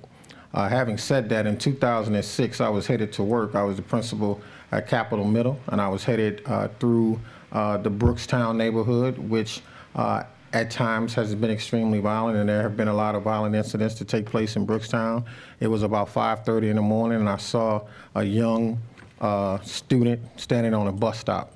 At that time, I wrote a comment on social media and said, to have our students who live in high-crime neighborhoods on bus stops in high-crime neighborhoods at 5:30 in the morning in and of itself is criminal. And we have to think about doing something to change that. That was over 16 years ago. Here we are now at a point where we have made decisions, we have redefined, we have reimagined how we're going to serve our community to best serve our students, and this is a continuation of that. And so I'd like for you all to meet a young man by the name of Caleb, who is a 16-year-old student. He is a junior at one of our high schools, and he has a full course load and participates in football. Is the presentation up yet? Because I'm speaking. Oh, y'all got it? Okay. He has a full course load, and he participates in football. His alarm clock goes off at 5:15 a.m. He is waiting for the bus at 6:15. He arrives at school at 7 o'clock. He has football practice at 3. He grabs dinner with his friends at 6, friends and family. And then at 9:30, he begins his homework. And at midnight, he is still up as a result of being a teenage young man, scrolling on TikTok, scrolling on Instagram, and talking to his friends. If he is like me, as sneaking and talking on the phone with his girlfriend, and oftentimes doesn't fall asleep until 1 or 1:30 in the morning, and has to be right back up for 5:15. And every weeknight, he averages less than 6 hours of sleep.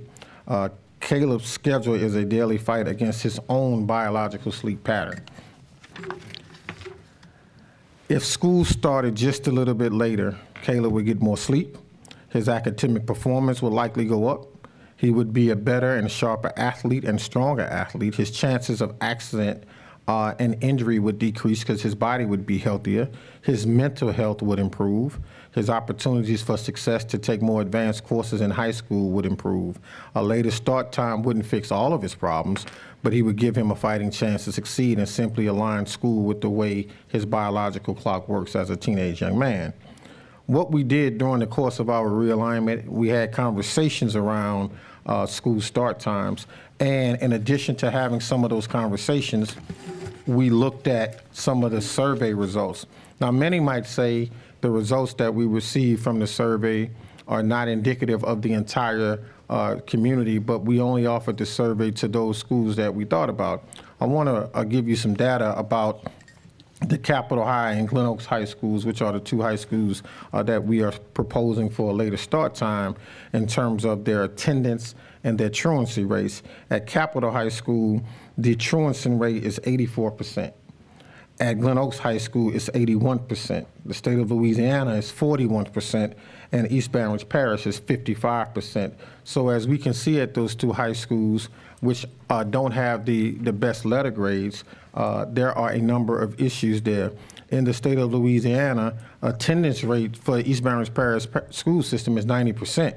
But at Glen Oaks High School is 82%, and at Capitol High School is 78%. So as we look at decreased start times or later start times for high school students, we wanted to look at schools where we know there are significant challenges, and the research shows us that there would be improvements at those schools in terms of academic performance, overall student outcomes, if we were to deploy those resources at those schools that we know need the most significant help. And what I've heard from this community over and over again and from this board is we have to think about our schools where our students are suffering the most and then provide them with resources to help them be more successful. Now, with having said that, I know change is challenging, change is tough, but the reality of the situation, if we keep doing the same exact thing over and over again and expecting a different result, it's the very definition of insanity.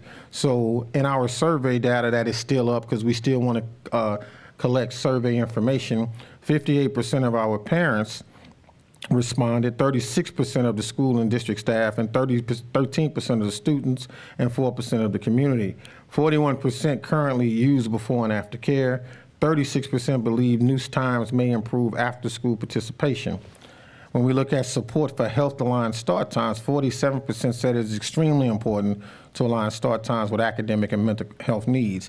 The other information is there and is available on the website, but what I want to get to are the concerns that we've heard from families.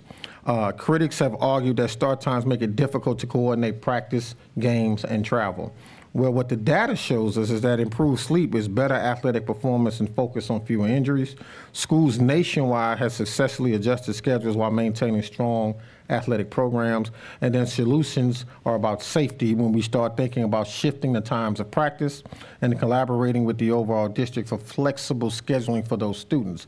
If we work with Glen Oaks High School and we work with Capitol High School in their master scheduling to ensure our athletes are able to be in physical education at the latter part of the day, practice can start long before school ends so that those students are able to get out, practice earlier, and then finish. The other part of that is this. It is extremely hot in Baton Rouge, Louisiana in the months of August and September. And many of our students who are engaged in athletics practice in the afternoon right after school. And we've seen students unfortunately pass out, and some students have even passed away as a result of extreme heat. I would offer that the exhaustion, the malnutrition as a result of trying to do so much is also a contributor to lack of performance for our athletes. If our athletes were asked to practice in the morning before school started, if they had the time to do that, it wouldn't be as warm outside. It wouldn't be as hot, and it would be cooler, and we wouldn't have and wouldn't see the levels of heat deprivation that we see with our students practicing in the afternoon. And so one of the other concerns were that critics argue that later start times are harder for parents to work schedules and before school care. What the data has shown is that teenagers' rhythms align better with later start times, leading to better sleep mode and better learning. Students see higher GPAs and better attendance and more focus in class.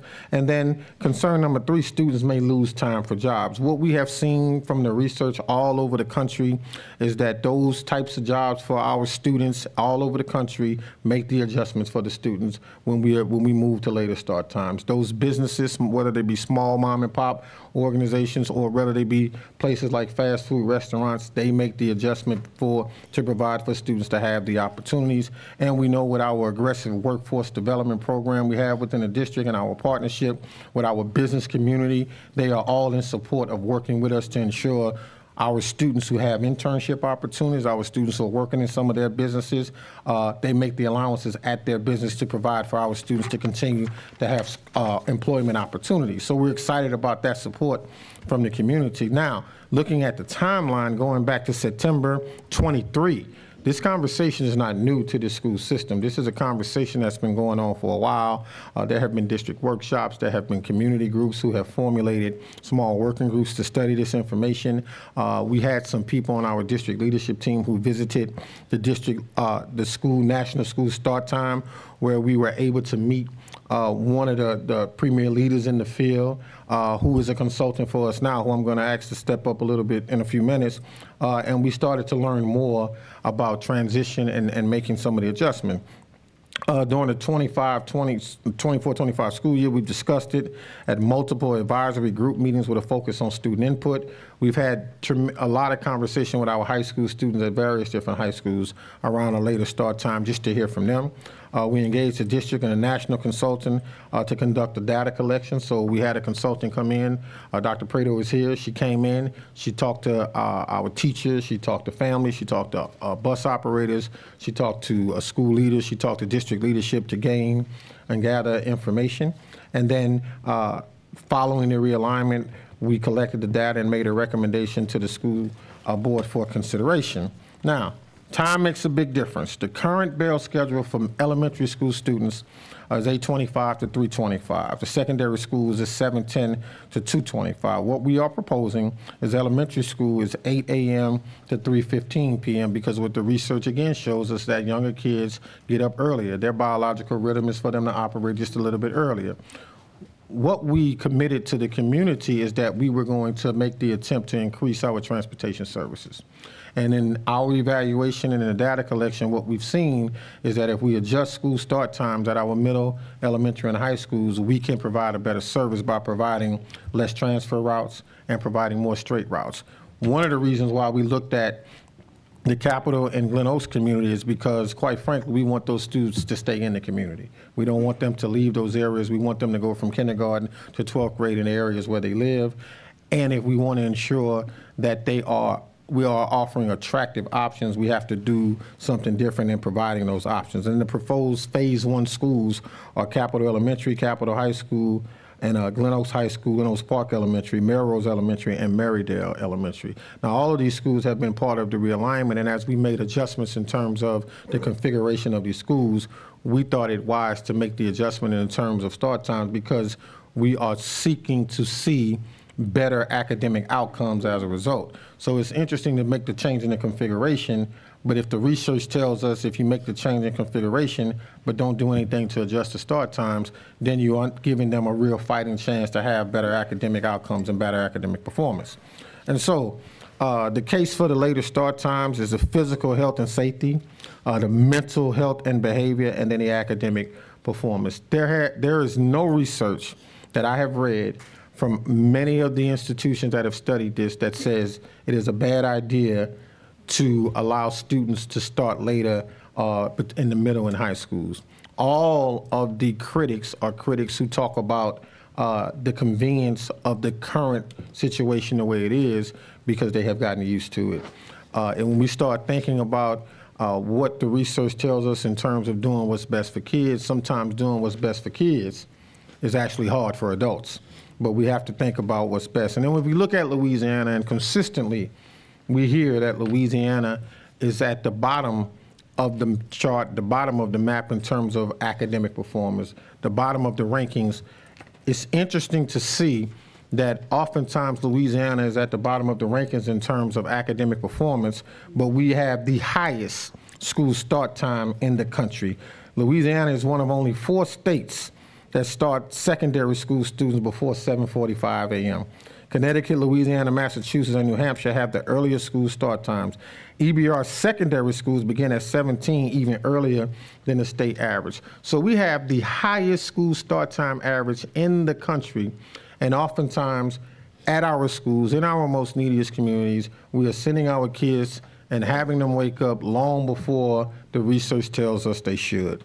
When are we going to make the adjustment to do and provide what is better for our students so that they can perform better?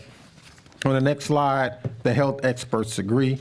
If you look at all of the organizations endorsing the latest school start times, including the following, they are listed there: the U.S. Surgeon General, the American Academy of Sleep Medicine, the American Academy of Child Adolescent Psychiatry, the Center of Disease and Control, the National Association of School Nurses. It is our time in Baton Rouge. By adjusting the school start times, we can realign the school day to address the following areas. We can reduce the number of our bus riders waiting in the early dark hours. We can support better sleep habits for our teenagers. We can adopt proven structures to increase student achievement and decrease truancy and absenteeism, and we can streamline our transportation routes and transfer points so that students aren't on buses for extended period of time while traveling to school. Now, as we pilot this, as we do phase one, there are metrics we're going to measure. We're going to measure the student and staff attendance, the school discipline data. We're going to look at the student achievement data. We're going to look at the routing and transport times. The performance data and review, the findings will be shared publicly with the board and the community in late fall, early winter of the current school year with the recommendation for next steps. It is time to do this now and to look at later start times. I think for me, the priority number one is safety for our students as they travel to and from school, not just on the bus stop early in the morning, but being on the buses for extended periods of time as they travel to and from school for those who have to go to transfer, and thinking about what that looks like in terms of travel time when they're traveling home and we're dismissing school and it's hot outside and they're on buses for extended periods of time as a result of the way we are currently doing things. We are on the clock. Caleb is one of our students, and others like him deserve an education ecosystem that suits their needs, where the day begins after the sunrise and supports their adolescent sleep cycles and their biological clock. So as we are going to receive a lot of pushback from families who are resistant to change, and then members of our community who may perhaps be resistant to change, the world has changed. The way we do things has changed. We live in the current world of AI. Things are very, very different, but we are operating the same as we have for the past 30 years. And I recognize and know folks have gotten comfortable with the way things are, but we cannot be comfortable with our students not being successful, cannot be comfortable with them failing, and we have to think about what we can do to improve. And this is our effort to make those adjustments. Now, here's the thing. We still do need to engage with the community more and have more conversation around this information. I understand that not everyone was able to make it to the community meetings. Not everyone has seen the information on social media. Not everyone has been engaged in this conversation. However, a ton of people in this community, a ton of our families at our schools have been engaged. A ton of our families have requested it. Mr. Howell said to me today, he's heard from families at the proposed schools saying that they are excited about the opportunity, they're excited about the change, and just want to know logistically when are they going to receive information relative to what happens. Now, on the other side, there are families who are saying that they are concerned it's going to have an impact on their families. We're hearing from families saying they're concerned it's going to have an impact on whether or not students can work after school, and some of those students help to provide for the families by working. We believe firmly businesses will adjust, because we believe if there is an aggressive marketing campaign in our community that the East Baton Rouge Parish School System is doing what's best for kids to help them be more productive, to be better, which in turn will improve our workforce. We'll have the support we need to help our students. And last but certainly not least, there has been overwhelming support for an initiative like this, and we want to be aggressive. And some have asked me, there are other schools in the school system who've reached out to me as recent as right before the meeting. McKinley High School reached out and said, why aren't we included in phase one? Arlington reached out, why aren't we included in phase one? Nan McCann at Baton Rouge High said to me, I'd be delighted if you chose a Baton Rouge High. I understand there are some complexities that we have to work through in terms of logistics, the transportation, Mr. Howell has been open, he's been aggressive in terms of thinking differently, and he's excited and ready for us to make this a change. So I would ask for the board's support. Mr. Howell is here. Dr. Prater, if you want to offer any other comments, thoughts, ideas, or just be prepared to answer any questions from your 40 years in the field and working in this area, we'd be glad to hear from you. 30? 30, oh, yes, ma'am. Yes, ma'am. 30 years in the field, we'd be glad to hear from you. So with that, I thank you for an opportunity to share my thoughts and hope that the board will support this. Thank you, Superintendent. We'll now go to comments from the public. We have no cards. Are there any? We do have a card. We have other cards coming.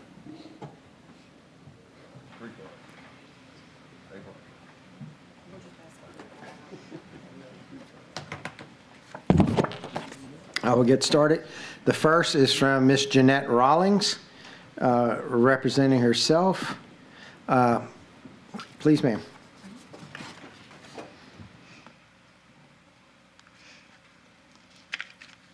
Good evening. My name is Jeanette Rollins, and I am a disability advocate. The move to later start times for adolescents is a tremendous accomplishment. Congratulations to the EBR School Board and to Superintendent Cole for your leadership in making this long-needed change happen. It may well be the most significant thing that you do in your time serving this school district. Change is always difficult and risky, and this change took backbone. Thank you. As you know, Louisiana has the unhealthiest start times for adolescents in the nation, and EBR has the earliest in the state. EBR took a wrong turn more than 20 years ago toward start times that are entirely inappropriate for developing adolescent minds and bodies. Our body clocks naturally shift during adolescence. Extremely unhealthy start times, such as EBR's 7:10 start times, harm students' mental, physical, and emotional health. The experience of schools across the country and a mountain of research demonstrate the impact of sleep and of sleep deprivation on middle and high school students. As the nonprofit Start School Later says, the best thing we can do to help students is to stop harming them. Thank you for putting us on this road. I am here this evening also to urge the superintendent and the school board to add Arlington Preparatory Academy to your first round of start time changes. The district and the board have made a brilliant choice of pilot schools. As you know, the most disadvantaged adolescent students show the greatest benefits from later start times. You have chosen some of the EBR students and schools most in need of a shot in the arm. Later starts will absolutely give them this. Arlington Preparatory Academy is a high school with about 95 students. 2/3 of them have disabilities ranging from significant to profound. 91% of them are economically disadvantaged. Many of these students require assistance in getting dressed, fixing their hair, managing their hygiene, and simply getting out the door. Some of them require assistance communicating, some require mobility support. Most take the bus to school. If they are lucky, they will get assigned a bus that doesn't come before 5:45 or 6 a.m. Chronic sleep deprivation adds to the challenges that these kids and their families confront with fortitude every single day. Arlington Prep on Winburn Avenue is surrounded by all the schools that have been chosen for EBR's first round of new healthy start times. There's every reason to add these students to the first round of changes, including justice, common sense, and basic kindness. Arlington Prep has no sports teams. It is small and hardworking and quiet. That is why it is so easy to overlook. Please do not overlook these students and their families. To his credit, Superintendent Cole has taken great care to give parents in affected schools as much advance notice of these changes as possible. Arlington Prep students were not included in the Phase 1 school list, and the superintendent's advance notice in May to parents. I got 2 sentences. But I think you would be hard-pressed to find Arlington Prep parents who would not be relieved and thankful at later starts for their students, whether they find out today or a month from now. Most of us would agree that the measure of a society is the way that we treat the most vulnerable among us. I urge you to add Arlington Prep Academy to your Phase 1 school list. These students deserve to go first. Thank you, Ms. Rollins. Thank you. Next, we have Forrest, and I cannot read your last name, sir. If you would mind pronouncing it for us. My name is Forrest Raich. I am a student at Baton Rouge Magnet High School. I'm going to be a senior next year, and I am speaking on behalf of all of the middle and high school students in the EBR school system. A lot of people have talked about the science behind a sleep schedule, how it's dangerous to be out during, at night with buses, and anything else from parents. But I am a student. I'm here to tell you my personal experience, and it is exhausting. It is so tiring to wake up at 6 o'clock in the morning, and a lot of people wake up earlier than that. I know people who put on makeup, who have to take care of younger siblings, some people who do homework before school even starts. I don't understand how you can do that, but everyone does their own thing. Now, I woke up around 6 a.m. every single year for high school, but in 10th grade, my bus would not show up. They would show up around 6 to 6:10, so I'd have to wake up even earlier than that since they have so many people to pick up. Luckily, my dad was able to drive me to school, and I could wake up at 6 o'clock. Some people don't have that option. Some people have to wake up even earlier than I did. But we've already talked a bit about that. Now let's move on to how the teachers feel and how the students feel. First of all, I can tell you I've seen a lot of people sleeping in class, and I've done it myself. I'm not innocent in that degree. But there was a lot of teachers that were also super tired during the morning. I had one English teacher, I'm not gonna say her name, but she was grumpy in the mornings. And there was one time I remember, I think it was during ACT testing, where the schedule got revised. Instead of having her first hour at 7 o'clock in the morning, we had her at noon, and she was awesome then. She got to wake up, she had her coffee, she was energized. We were able to have a fun time with her. And you go throughout the day, everyone's exhausted, everyone's sleeping, the teachers are not energized, but then you get to after school. And I've heard the argument that a lot of people after school, they'll say, oh, just take a nap when you get home, you can go to sleep earlier. And first of all, according to,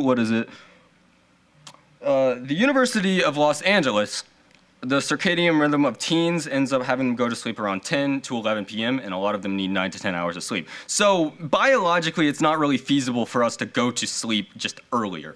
And a lot of people, at the end of the day, they have sports. Wow, okay, I don't really have a script, I'm kind of improvising here, but I had one point that I really want to get to. I'm speaking to mostly the people that are opposing this bill. I understand that a lot of you are afraid of change, but I'm here to tell you right now, I am a senior next year at Baton Rouge High. I will not be here to see these changes. I am speaking on behalf of my younger siblings who are in middle and elementary school, and a lot of them will tell you now that already it is exhausting. And yeah, that's about it. I don't have anything more to say. Thank you. Next, we have Tiffany Brumfield. Hi. I am the parent of a child with autism level 3. He is nonverbal, and he is at Arlington Preparatory Academy, so you can guess why I'm here. I'm here to request that Arlington Academy, which serves a large majority of children with special needs, become part of this Later Start trial. I think we're all aware now that it is developmentally appropriate to allow adolescents more sleep to increase the ability to learn and support social emotional growth. My son does not ride the bus because they want to pick him up between 5:15 and 5:45 a.m.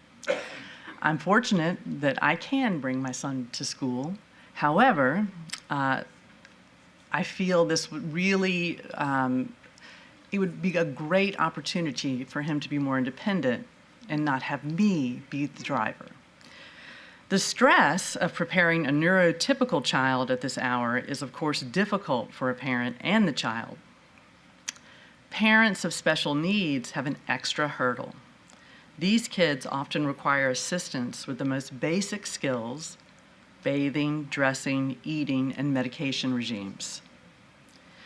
Factoring in transport due to extremely early times places an unnecessary burden on families and also deprives special needs children of the shot at greater independence and valuable social skills gained by being with peers on the way to school. I respectfully request that Arlington Academy become a part of the Later Start trial to better serve the neurodiverse students in our community. Thank you. Thank you. Next, we have a card, does not wish to speak, but it's from Ms. Hannah Amoroso.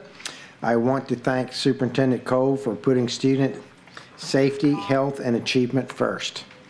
Thank you. Do we have any other comments from the board? From the audience? We do have some online comments. First comment is from Denise Smith. Thanks to present and long gone board members for bringing this long overdue issue to help with absenteeism and academic issues. The community might not grasp why these specific sites were chosen. The survey was very poor quality and won't yield meaningful data. The lack of true engagement of impacted communities is sad. Changing the start times at some of the locations that are already part of the consolidations will make it hard to measure impact of either too many variables. Although these sites may have been chosen for high levels of absenteeism, 4 p.m. seems a bit late for high school students. This discussion would be a good time to get all schools be instructed how to handle dismissal at this large 500 plus kid plus schools. Too often dismissal begins well before the end of the school day at the cost of instruction. In fact, some elementary schools already free the kids at 3 p.m., which is 25 minutes of learning lost daily. Thank you. Erica Walden, this seems like a great option for the high school students especially. The mental and physical health improvements have been long documented. We would also love to see EBR schools pilot modernizing the dress code and releasing some schools from dated uniform and dress code requirements. Both basis schools have had positive results for free dress, which, like better start times, may reduce absenteeism. However, EBR schools may want to be mindful of always experimenting on the traditional neighborhood schools. Asking the same communities already impacted by school closures may be too many changes at once. Maybe pilot future changes at some A-ranked magnets as well. That's it. Thank you. Thank you, President Stewart. We'll now move to the board. Board Member Lannis. Thank you, Vice President Gode. First of all, excellent presentation. Excellent. I think you said a lot. Part of that I can actually directly attest to is the fact that change is hard, but change is often necessary when systems don't work. We have had these conversations before over the course of the last 4 years. It was just unfortunate that we couldn't get there because, one, the way certain things rolled out, and two, we had a transportation debacle, most of which we're still trying to work through today. And I think that you're following the right necessary steps throughout this process, not only to change the start times, but also think about how this is going to be critically impactful to our transportation systems. One of those things can't work without the other. They have to do them in tandem. And a lot of people may not understand that now, but it's about the impact of the students that are going to come behind them. And to the young man that came up here and spoke, you did a tremendous job. You give yourself a pat on the back. Because you didn't think about just speaking for yourself. As you said before, you're not going to be here. You're talking about the kids who we have to think about in the long run and in the future. That means something. To my own community, I've had some of my security dads reach out to me. A lot of them didn't understand it, but I commit to them tonight that I want to come to them in Glen Oaks at the high school and have conversations with them so they get an understanding of what this truly does mean and how it's going to impact students.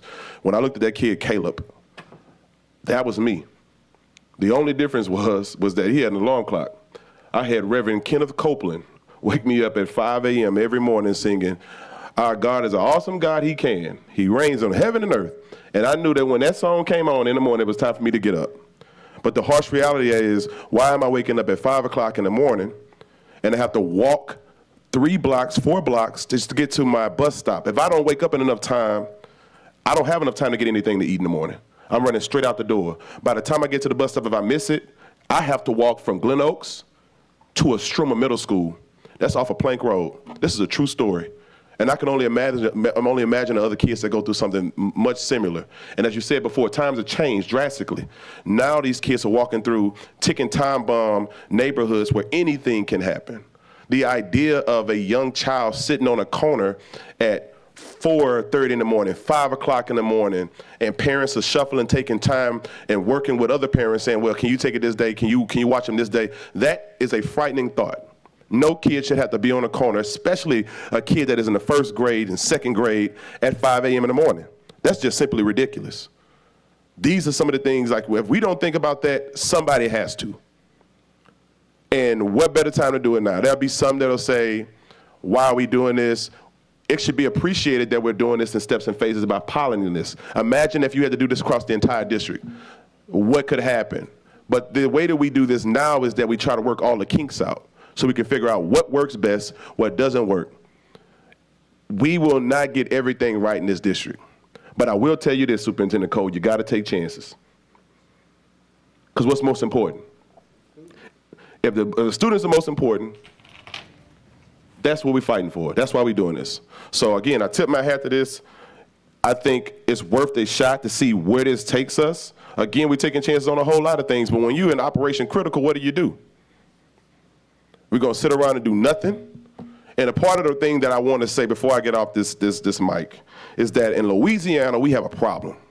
We think that everything that we do here is the best, but our results have not yielded the best. If you want to be the best, you have to compete with the best. And the way you compete with the best is you go out and you study what the best does, and you try to go over, above, and beyond that to achieve your goals. Again, my hat goes off. Thank you to your team. I look forward to the conversation inside my own community. Thank you. Thank you, Board Member Lannis. Board Member Powell Lewis. Thank you. First, once again, Forrest, stand up. Thank you so much. First, I want to, yes, you guys give him another hand. He did an excellent job. Excellent job. We know that you said that you didn't bring any talking points with you, but from a civics teacher, I want to tell you thank you for using your references. You gave credit to your sources. And then also, I hope that you're either on the speech, debate team, or in Youth Ledge. Are you involved in any of those things? Okay. All right. Well, I hope. Okay, I understand. Yes, go Bulldogs. But at the same time, I hope that in your senior year that you'll be involved in not only theater, but one of those other groups as well. Finish strong, because I heard you refer to our agenda item as a bill, and that's what made me think that you were in Youth Ledge. I hope that you can participate in that this upcoming year. So thank you so much. All right. So with that in mind, though, just as far as mentioned, back in the day, I must say how the kids say back in my day. That's what they tell us now. 1992, 1997, Baton Rouge Magnet High School and Scotlandville Magnet High School both started school at 8:30 and ended at 3:30. Because scientifically, what was said was that this supported college preparation and college preparatory activities, along with the fact that it supported distance travel across the district when students came from all over Baton Rouge to go to those two schools. So to say that, like I said, this was in the late 90s, and it is now 2025, and we're coming back to this. Thank you so much, Mr. Cole. It's time for us to have these conversations. I will say that not all areas of Louisiana start as early as 7 o'clock. West Baton Rouge begins, the teachers go to work for 7:45. So then that means the kids come for 8. And they leave at 3. And that is elementary through high school. So I wanted to share that as well, and it works. One of the reasons why I accepted a role in Port Allen was because I got a chance to go to work an hour later than working in EBR, because in EBR I had to be at work for 6:45, and I was tired, as far as said. We were sleepy. And the same thing with kids as well. Kids, as well as adults, are tired, grumpy, and aggravated when they're having to be at work earlier than the crack of dawn is what I'm going to say. Also, what I wanted to mention, I have a question, more of an I wonder. I know that what was mentioned, Superintendent Cole, in your presentation was about after-school programs. And so I guess one of my questions will be, how intentional will we be with after-school programs in these most at-risk areas? Also, I would just like to say as well, I know that you have 2 District 3 schools on this list. I sure hope that the rest of the pilot for the next phase will be in District 3. I offer up all of my schools. Also, I would like to say as well that I think it was mentioned in someone's comment about students who have after-school jobs. Our kids should not be working any longer than 5 hours, 4 to 5 hours per day. So if they work from 5 to 10, that's the 5 hours. They should be going home after that for downtime anyway. Also, the idea of increasing transportation services, I am super excited about that. And then also, I want to say before I close out my comments, special thanks to our board member who is absent tonight. Board Member Martin has been advocating for better school start time since he ran for office.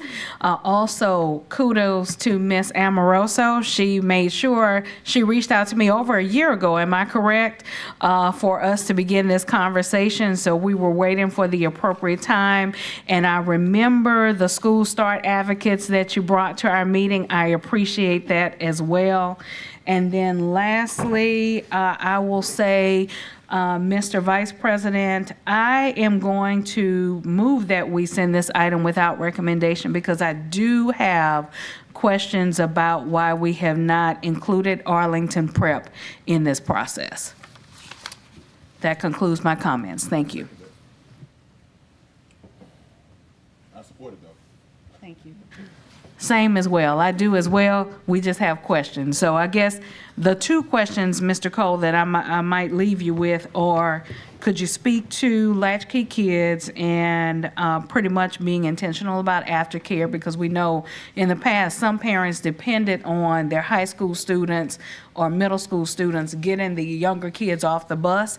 What will that now look like? And if you want to begin to speak to the Arlington Prep situation, feel free. If not, we'll have conversations as time goes on. In the words of Vice President Mike Gode, sure.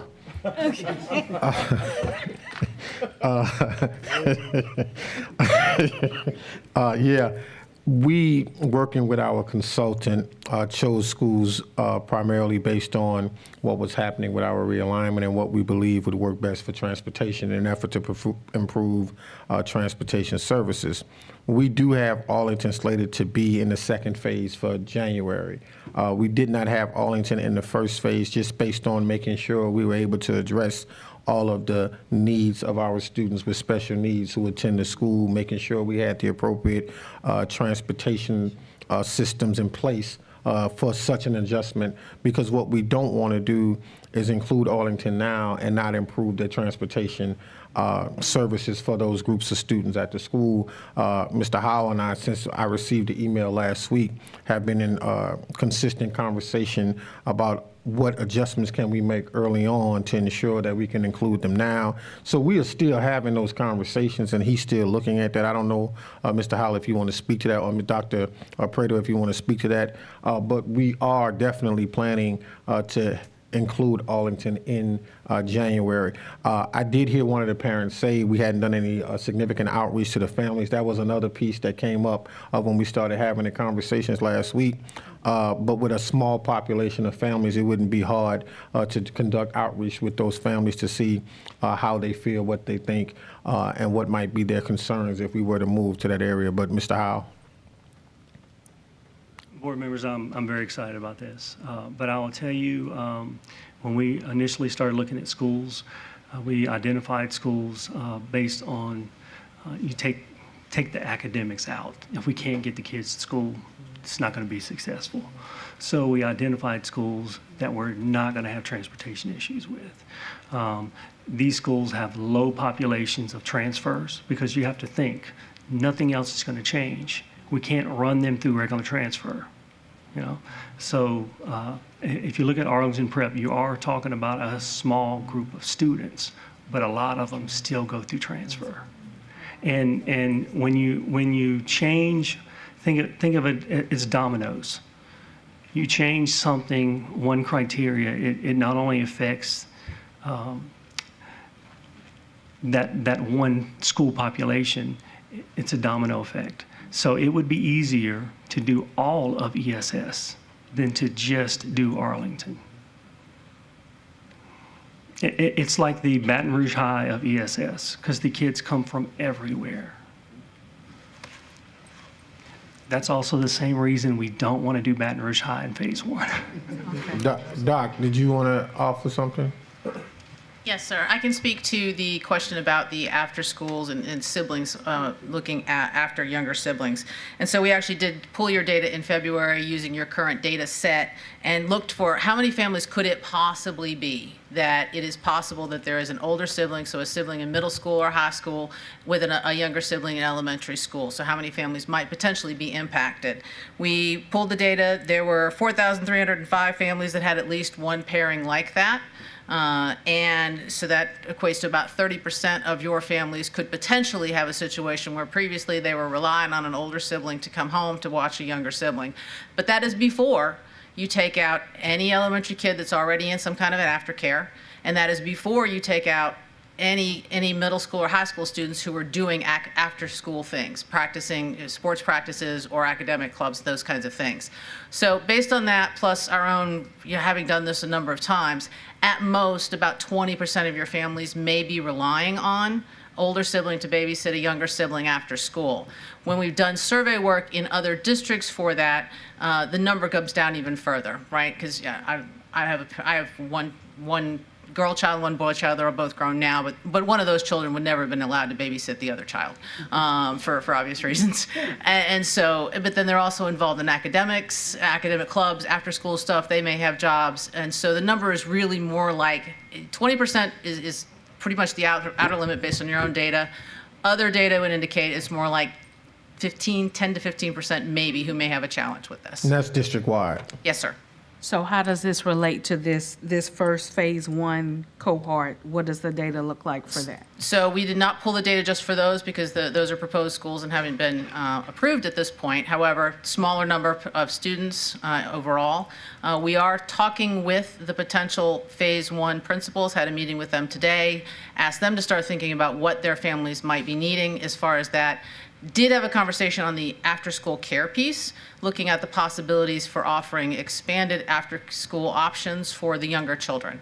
And that's what I was hoping that you would get at, because I mean, just like we think about the safety of kids getting on the bus in the morning, the safety of elementary school kids walking home without that older sibling in these particular areas, we need to make sure that they have a safe haven if necessary. So thank you. Also, Mr. Howard, I'm going to tell you, I'm sure Mr. Cole didn't want you to say all of that you said.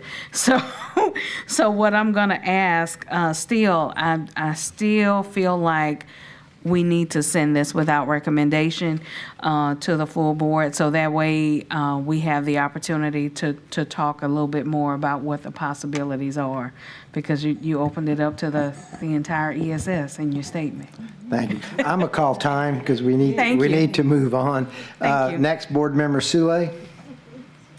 Thanks. Yes, I am so bummed Board Member Martin isn't able to be here tonight because this has been so important to him, and was also brought to my attention very quickly after joining the board by Ms. Amoroso. And so thank you for the education that you provided. And I am so excited about the thought of EBR schools being able to bring this to Louisiana and to our kids. And thank you, Superintendent Cole, for hearing from the families and from the board members and running with it. And your presentation was great. I appreciate the data.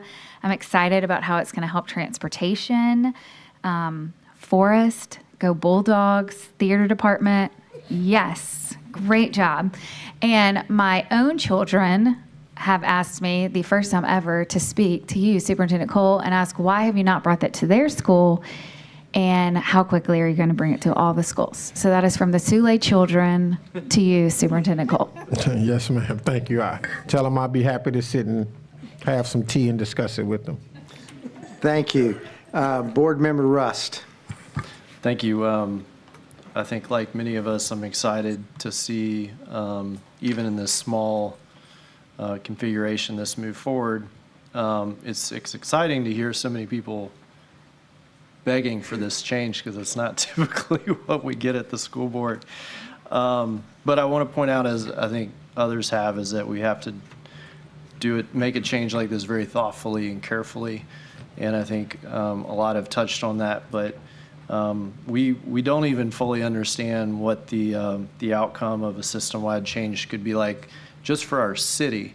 If you look at the times, especially on our secondary schools, you're pushing school buses directly in the heat of rush hour traffic in Baton Rouge, and we already know how bad that already is. So we'll definitely need more time to understand what that looks like and to be able to study that and let our community know the impacts of what that could be eventually if we decide to do that. I defer to our superintendent on the case of Arlington Prep. I definitely see the benefits there. But I also don't want us to rush into these changes without and cause negative outcomes, because that could certainly hamper our ability to do this on a wider scale, as well as understanding that we are still in the process of reinvigorating our transportation department that really still needs to be developed in a way that delivers services at a minimum before we try to change everything that they're doing. So I just want to, give recognition to Mr. Cole and the team and everybody that's worked to do this, because you didn't have to do this pilot this semester. That we didn't even really ask you to do that. But as in your words, thank you for daring to lead on this issue, because I think there's a lot of support for it. Thank you. Thank you. Thank you, Board Member Rust. Board Member Lewis. Mr. Cole, if you can remember, what time did you start school when you were? So in the 80s, it was 8, and then when we started busing, the time went up to 7. Okay. And so when I was at Tara, we had to be at school for 7 a.m. And we all hated it. We hated it that we had to be at school earlier, and it took some adjustment. So they were trying to fix a problem and created a whole nother Absolutely. problem. Absolutely. That's why incremental change is best.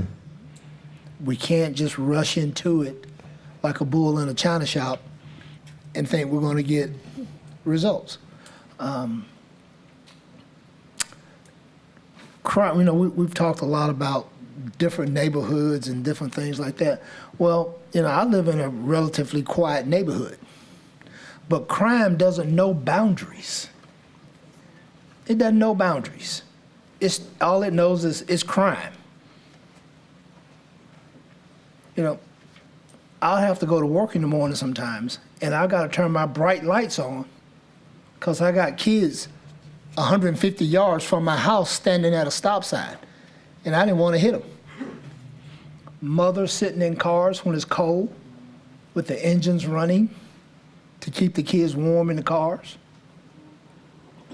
This is a bold move, and I'm just glad that to be a part of it. Again, thank you, Mr. Cole. Thank you, Mr. Howell. Thank you, Ms. Whitley. Thank you, KC, Mr. McCants, everybody who touched this process. Thank you for taking the initiative to be bold enough to do something that people didn't want to see done. They didn't want to see it done because as adults, as older people, we get comfortable. And if we're going, and I'm not going to say if we are on our way to becoming a progressive 21st century school district. A progressive 21st century school district. And some people are going to have to come along kicking and screaming. And some people are going to come along waving the banner. Because it is all about children. It's not about us. Like the young man said, it's about the people going to come behind him. And again, I thank everybody, Casey, Ms. Whit, everybody who touched this process. Because that's what we need to move this school district forward. I know that's one of the reasons I chose to come up here. Because I want to be a part, because I've got, golly, just got one out of high school, and I've got a grandbaby and 5 great-grandchildren who will go to school in this district. And I'll be long gone, but hopefully they will be able to enjoy a progressive education. Thank you. Thank you, Board Member Lewis. I jumped in the queue. I don't know if this is totally accurate, but what I have been told is that we went to this early start time about 2002, and that was at a time of an extreme budget crisis within the school district. And the purpose of going to that early was to save money. It had nothing to do with academics. It had nothing to do with putting kids first or doing anything like that. It was strictly to save money. And we've been stuck there for almost 25 years doing that. So it's time to change. Yeah. Have we saved any money? I don't know if we saved any money at that time. And I will add one other thing on a lighter note. All of you know I'm from South Louisiana, and we started school a lot later, 8:30, 9. And most years during high school in December, some friends of mine and I about once a week made a duck hunt before we went to school. And that was very much fun. So moving on, I don't see any other comments from the board. We have a motion from Ms. Powell Lewis and a second by Board Member Lannis to refer this to the regular meeting without recommendation. Oh, we have another comment on the board. Go ahead. The comment is from Serafin Nunez.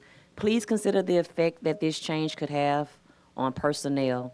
Teachers who live in West Baton Rouge, Livingston, and Ascension will reconsider their employment in East Baton Rouge if they are spending an hour in traffic each afternoon because of a 4:05, 4:25 for teachers start time. I think she must have meant in time. Yeah. You may say if they do not want to do this, they can go elsewhere, but this is an irresponsible stance for a district that is already well below full staffing.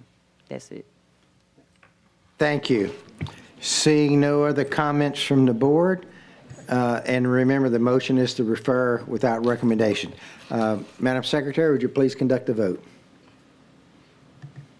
Please vote.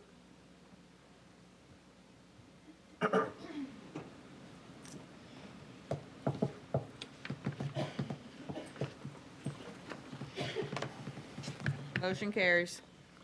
Thank you. Mr. Vice President, I just want to say with that vote, our dashboard, public-facing dashboard for realignment has now gone live, and we are going to have a presentation on the dashboard that our community can use to see what is happening at every individual school throughout the entire summer. We're going to have our consultant, Ms. Whitley, and Mr. Gilbert, and Ms. Jones, and Ms. Okansi come up and do a presentation about how to use that dashboard. But it is live now, and you can go to it on the website. But I just want to make everyone aware that it is available, and you can follow along in real time what is happening at our schools in the realignment plan. So thank you. Thank you. Now we go to item C14, policy revisions. Consideration of requests for the approval of the following policies revisions. A, G, subtopic A, policy GBRC, staff schedules, and subset B, policy number EDD, school bus scheduling and routing. Do we have any comments from the public? We have several online comments. I'm gonna refresh it again.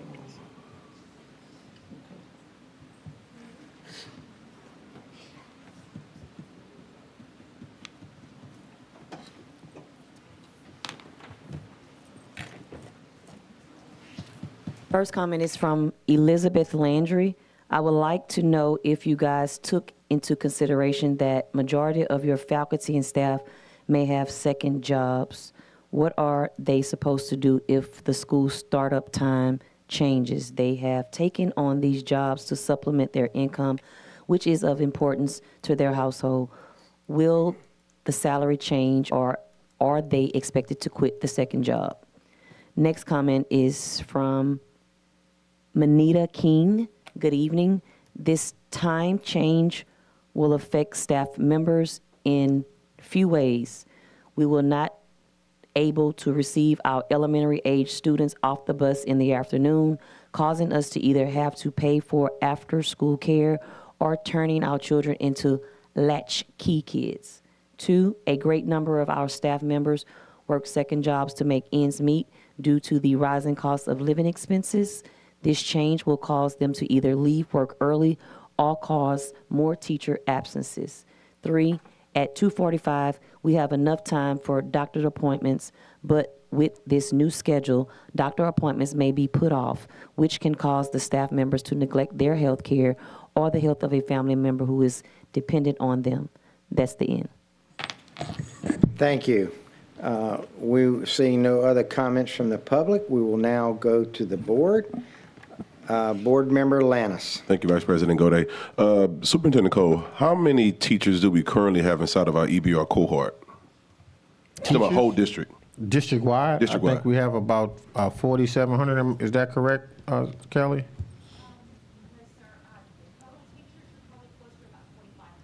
2,500. All right, so we have 2,500. The schools that we currently selected for the early start times, or the change in start times, those schools are not fully staffed yet, right? The later start time, no, sir. Okay, so they're not fully staffed. Could you let us know how many teachers, and you don't have to do it tonight at the general board meeting, can you let us know how many teachers or staff may be, I don't want to use the term impacted, but how many teachers or staff are you're looking to staff at those schools? Yes, sir. That way we have a direct number, because a lot of the comments that we're hearing tonight, a lot of them feel like they're almost generalized statements. And I don't want people to be confused thinking that this is something that's going to impact the entire district when we're looking at these 6 schools? That really, for later start times, 2 schools. 2 schools, right. So I think it's thoroughly important that we can show people exactly how many people are going to be staffed at these schools, so people have an understanding that this is not a big, broad-based thing that's going to affect the entire district. Got you. Thank you. Okay, I'm going to just interject something here. Make sure everyone understands what the policy change is. This policy changes relates to the time teachers come in so many minutes before school starts and stay so many minutes after school starts at these schools, and it gives the principal flexibility in how they do that. The amount of time the teacher actually spends at the school is unchanged. They just have some flexibility around when they do that. So it is not directly, it's impacted by the school starts time, but it's not, the policy doesn't directly state about school start times. So I just wanted to make it clear what this policy was doing on the start times. So with that, Mr. Shamlin? Oh, I'm sorry. That's okay, I don't often say much. So Mr. Cole and I spoke, we are requesting that upon approval, that there be an amendment to policy GBRC to remove the 25-26 school year limitation, to just make it, to just give him the authority to operate this year without that 1-year limit. That would allow him to extend it beyond next year if needed, if the pilot were to continue. Okay. Yes. I move With the amended, I forgot he's out. okay, Mr. Lannis makes the motion. Do I have a second? Mr. Russ. And that's just to remove the 2025, 2026. So the motion as it stands now is to have the revision on GBRC with the addition of, or with the deletion of the 25-26 school year restriction. Do we have any other comments from the board? Let me check the comments. That's it. Seeing none, Madam Secretary, would you please conduct the vote?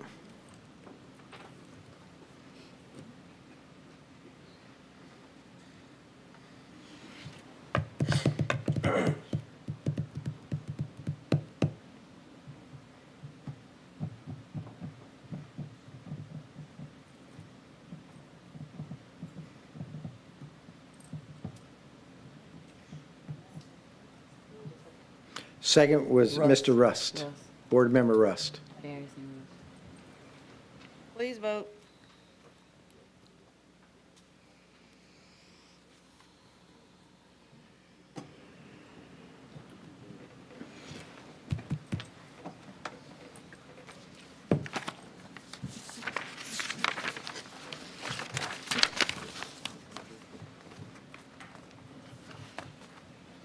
The motion carries. Thank you. We now move to item C15, consideration of a request for the approval of an early renewal of the charter for Helix Aviation Academy and to approve an amended charter contract to authorize expansion of grade configurations from grades 9, 12 to grades K-12. They have no public comment cards and no comment cards on the thing. At this time, are there any comments from the board? I need a motion. We have a motion by Board President Stewart. Second by Board Member Rust.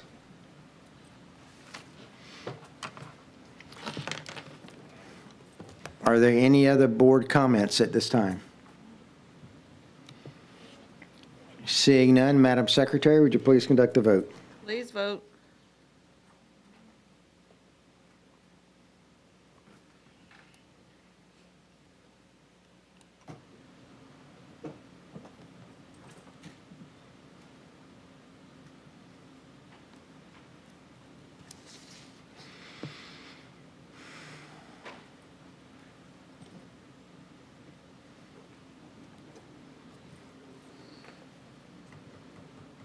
Who are you waiting for? Oh, sorry.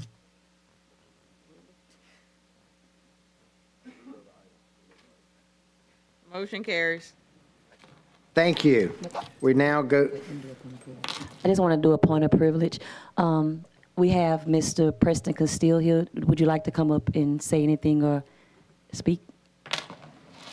and while he's coming up, is Mr. President Castillo, who's not only the head of the charter school, but is also on the Bessie board. Thank you. Thank you, Madam President. Thank you, Mr. Vice President, Superintendent Cole, and all of our distinguished board members. On behalf of the entire Helix team that's here and all across the city and now in 3 cities in the state of Louisiana, we're very, very pleased with the success that we've enjoyed. But we look forward to serving even more children in the best way that we possibly can. I want to thank you all for being wonderful partners over the years.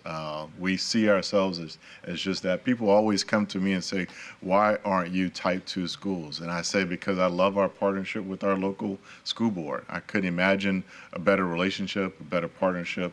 And I look forward to continuing to serve the children of East Baton Rouge Parish for a very, very long time with all of you. So again, thank you very much, and thank you for your generous courtesies as well. Professor, I'm sorry.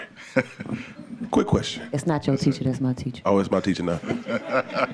Is it safe to say that Helix school system is not only the fastest growing charter option in the state of Louisiana, but now you all have maybe the largest footprint of charter schools inside the state of Louisiana? You know, Mr. Lannis, I don't know whether that's true or not.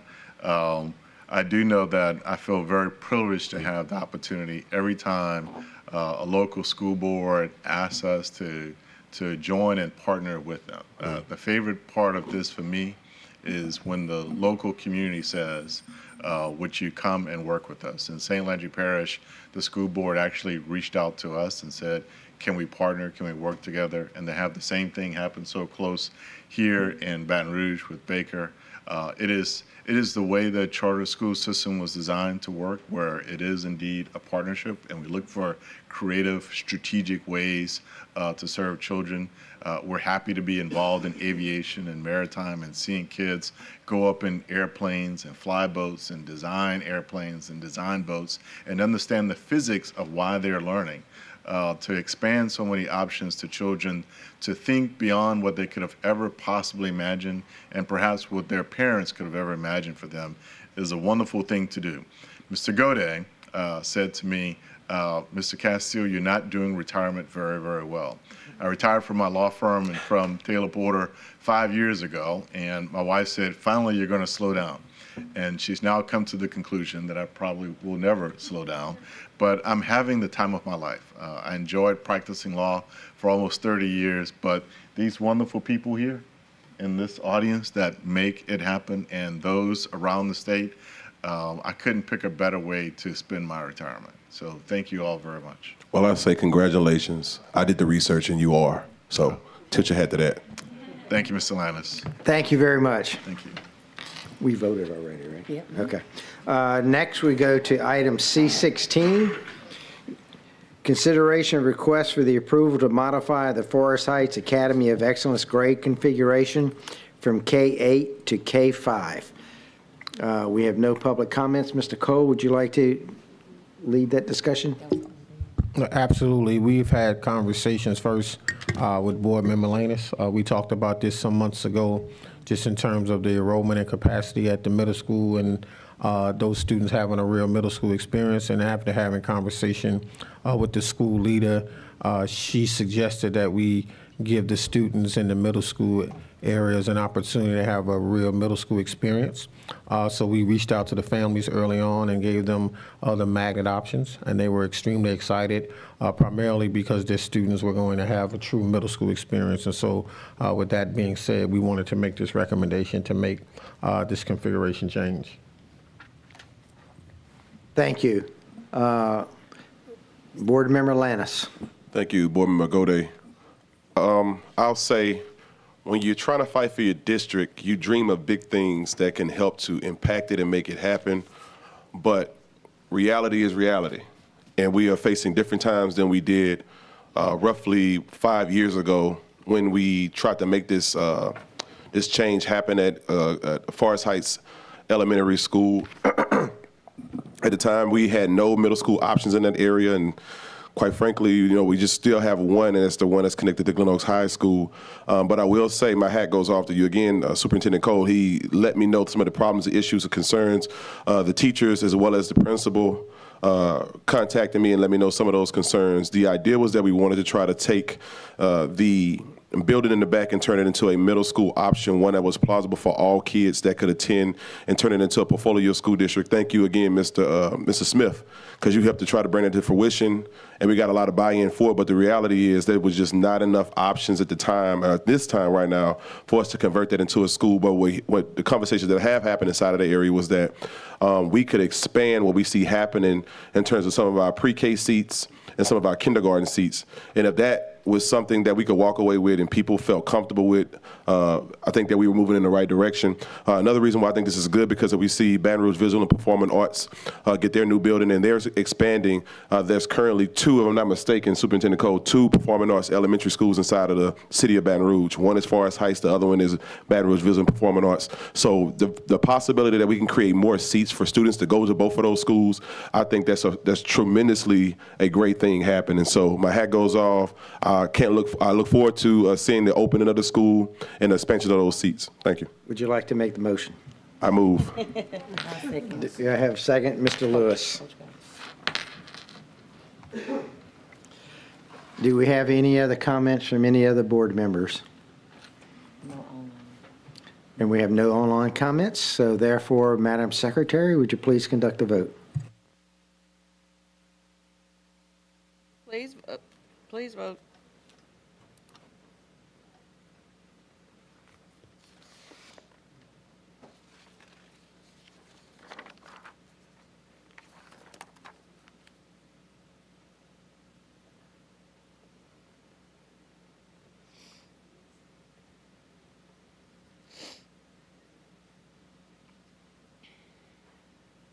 The motion carries. Thank you. Item C17, consideration of request to accept the recommendation of the RFP Selection Committee to select Leanfrog to revise the EBR PSS salary schedule and authorize the superintendent and staff to execute a contract and related matters in the amount of $59,500. We do have a public comment. Nivea V, new teachers' starting pay is $50,000. However, there has not been an adjustment for teachers who have prior experience. Will there be adjustment to the salary schedule? While looking at the schedule, there is no increase of pay for experience, which strengthens the quality GF education for students. After 10 years of teaching, the increase is under $3,000 with a bachelor's degree and about $5,000 for a master's degree. That's it. Thank you. Thank you.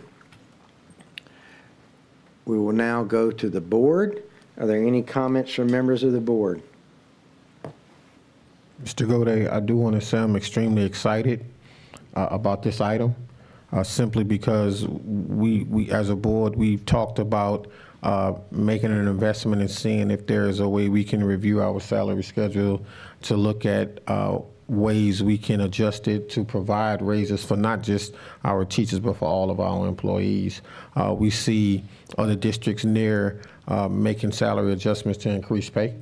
We see salary scales that are different to the comment that was just made, where our new teachers are earning cost of living increases every year at a greater rate than what we have currently. So I'm really excited. So I don't want our employees and our staff to think that we're making budgetary adjustments without considering them. This is an effort and a step in the right direction to review our salary schedule. And so super excited to see the work, and hopefully the results will yield an opportunity to make some adjustments to do just that, give all of our employees a raise. Now, let me be very clear and state for the record, I did not say this was going to happen and everybody would get a raise, but hopefully at the end, we'll be in a position to do so. Thank you. Thank you, Superintendent. And I would also like to reiterate that this survey, the salary study is just beginning. And I think the implementation of that, the initial implementation of that is going to be for the next budget year. So not for this year, but it's going to be for the next budget year. And like the superintendent said, hopefully it's going to be a review of the salaries across the board for every employee in the district, not just teachers, but every employee in the district. So thank you. Board Member Powell Lewis. Thank you. My comments will be brief. I just simply wanted to share, I'm thankful and I consider it valuable that Leanfrog will be leading this process. We know that we've worked with them on other occasions and they do great work. And so we're hoping that the data, of course, will be clean and something that we can definitely use, so that way we can get this right for our teachers and our support staff. So thank you. Thank you, Board Member Lewis. Seeing no other comments, can I have a motion? Board Member Sule, do I have a second? I can do it. Board Member Stewart.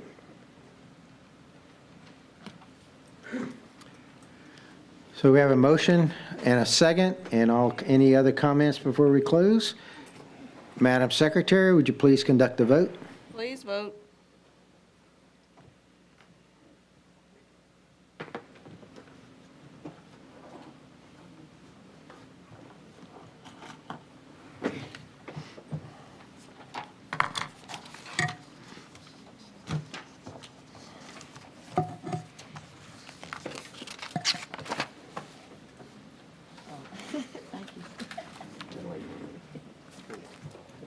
Motion carries.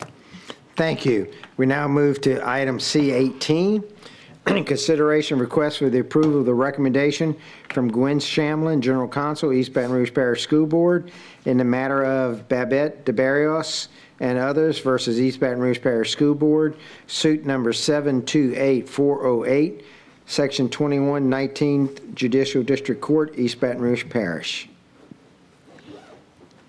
There is a possibility it could be an executive session under the provisions of Louisiana Revised Statute 4217A2 to discuss the following matter by Bette DeBarrios and others versus East Baton Rouge Parish School Board, suit number 728408, section 21, 19th JDC, East Baton Rouge Parish. Does anyone on the board wish for an executive session? No. Seeing none, there are no comments from the public on this item. Are there any comments from the board on this item? I didn't get in the queue. I move to accept the recommendation. The board, the motion is made by Board Member Russ, a second by Board Member Lannis. Are there any other comments from the board? Seeing none, Madam Secretary, could you please conduct the vote? Please vote.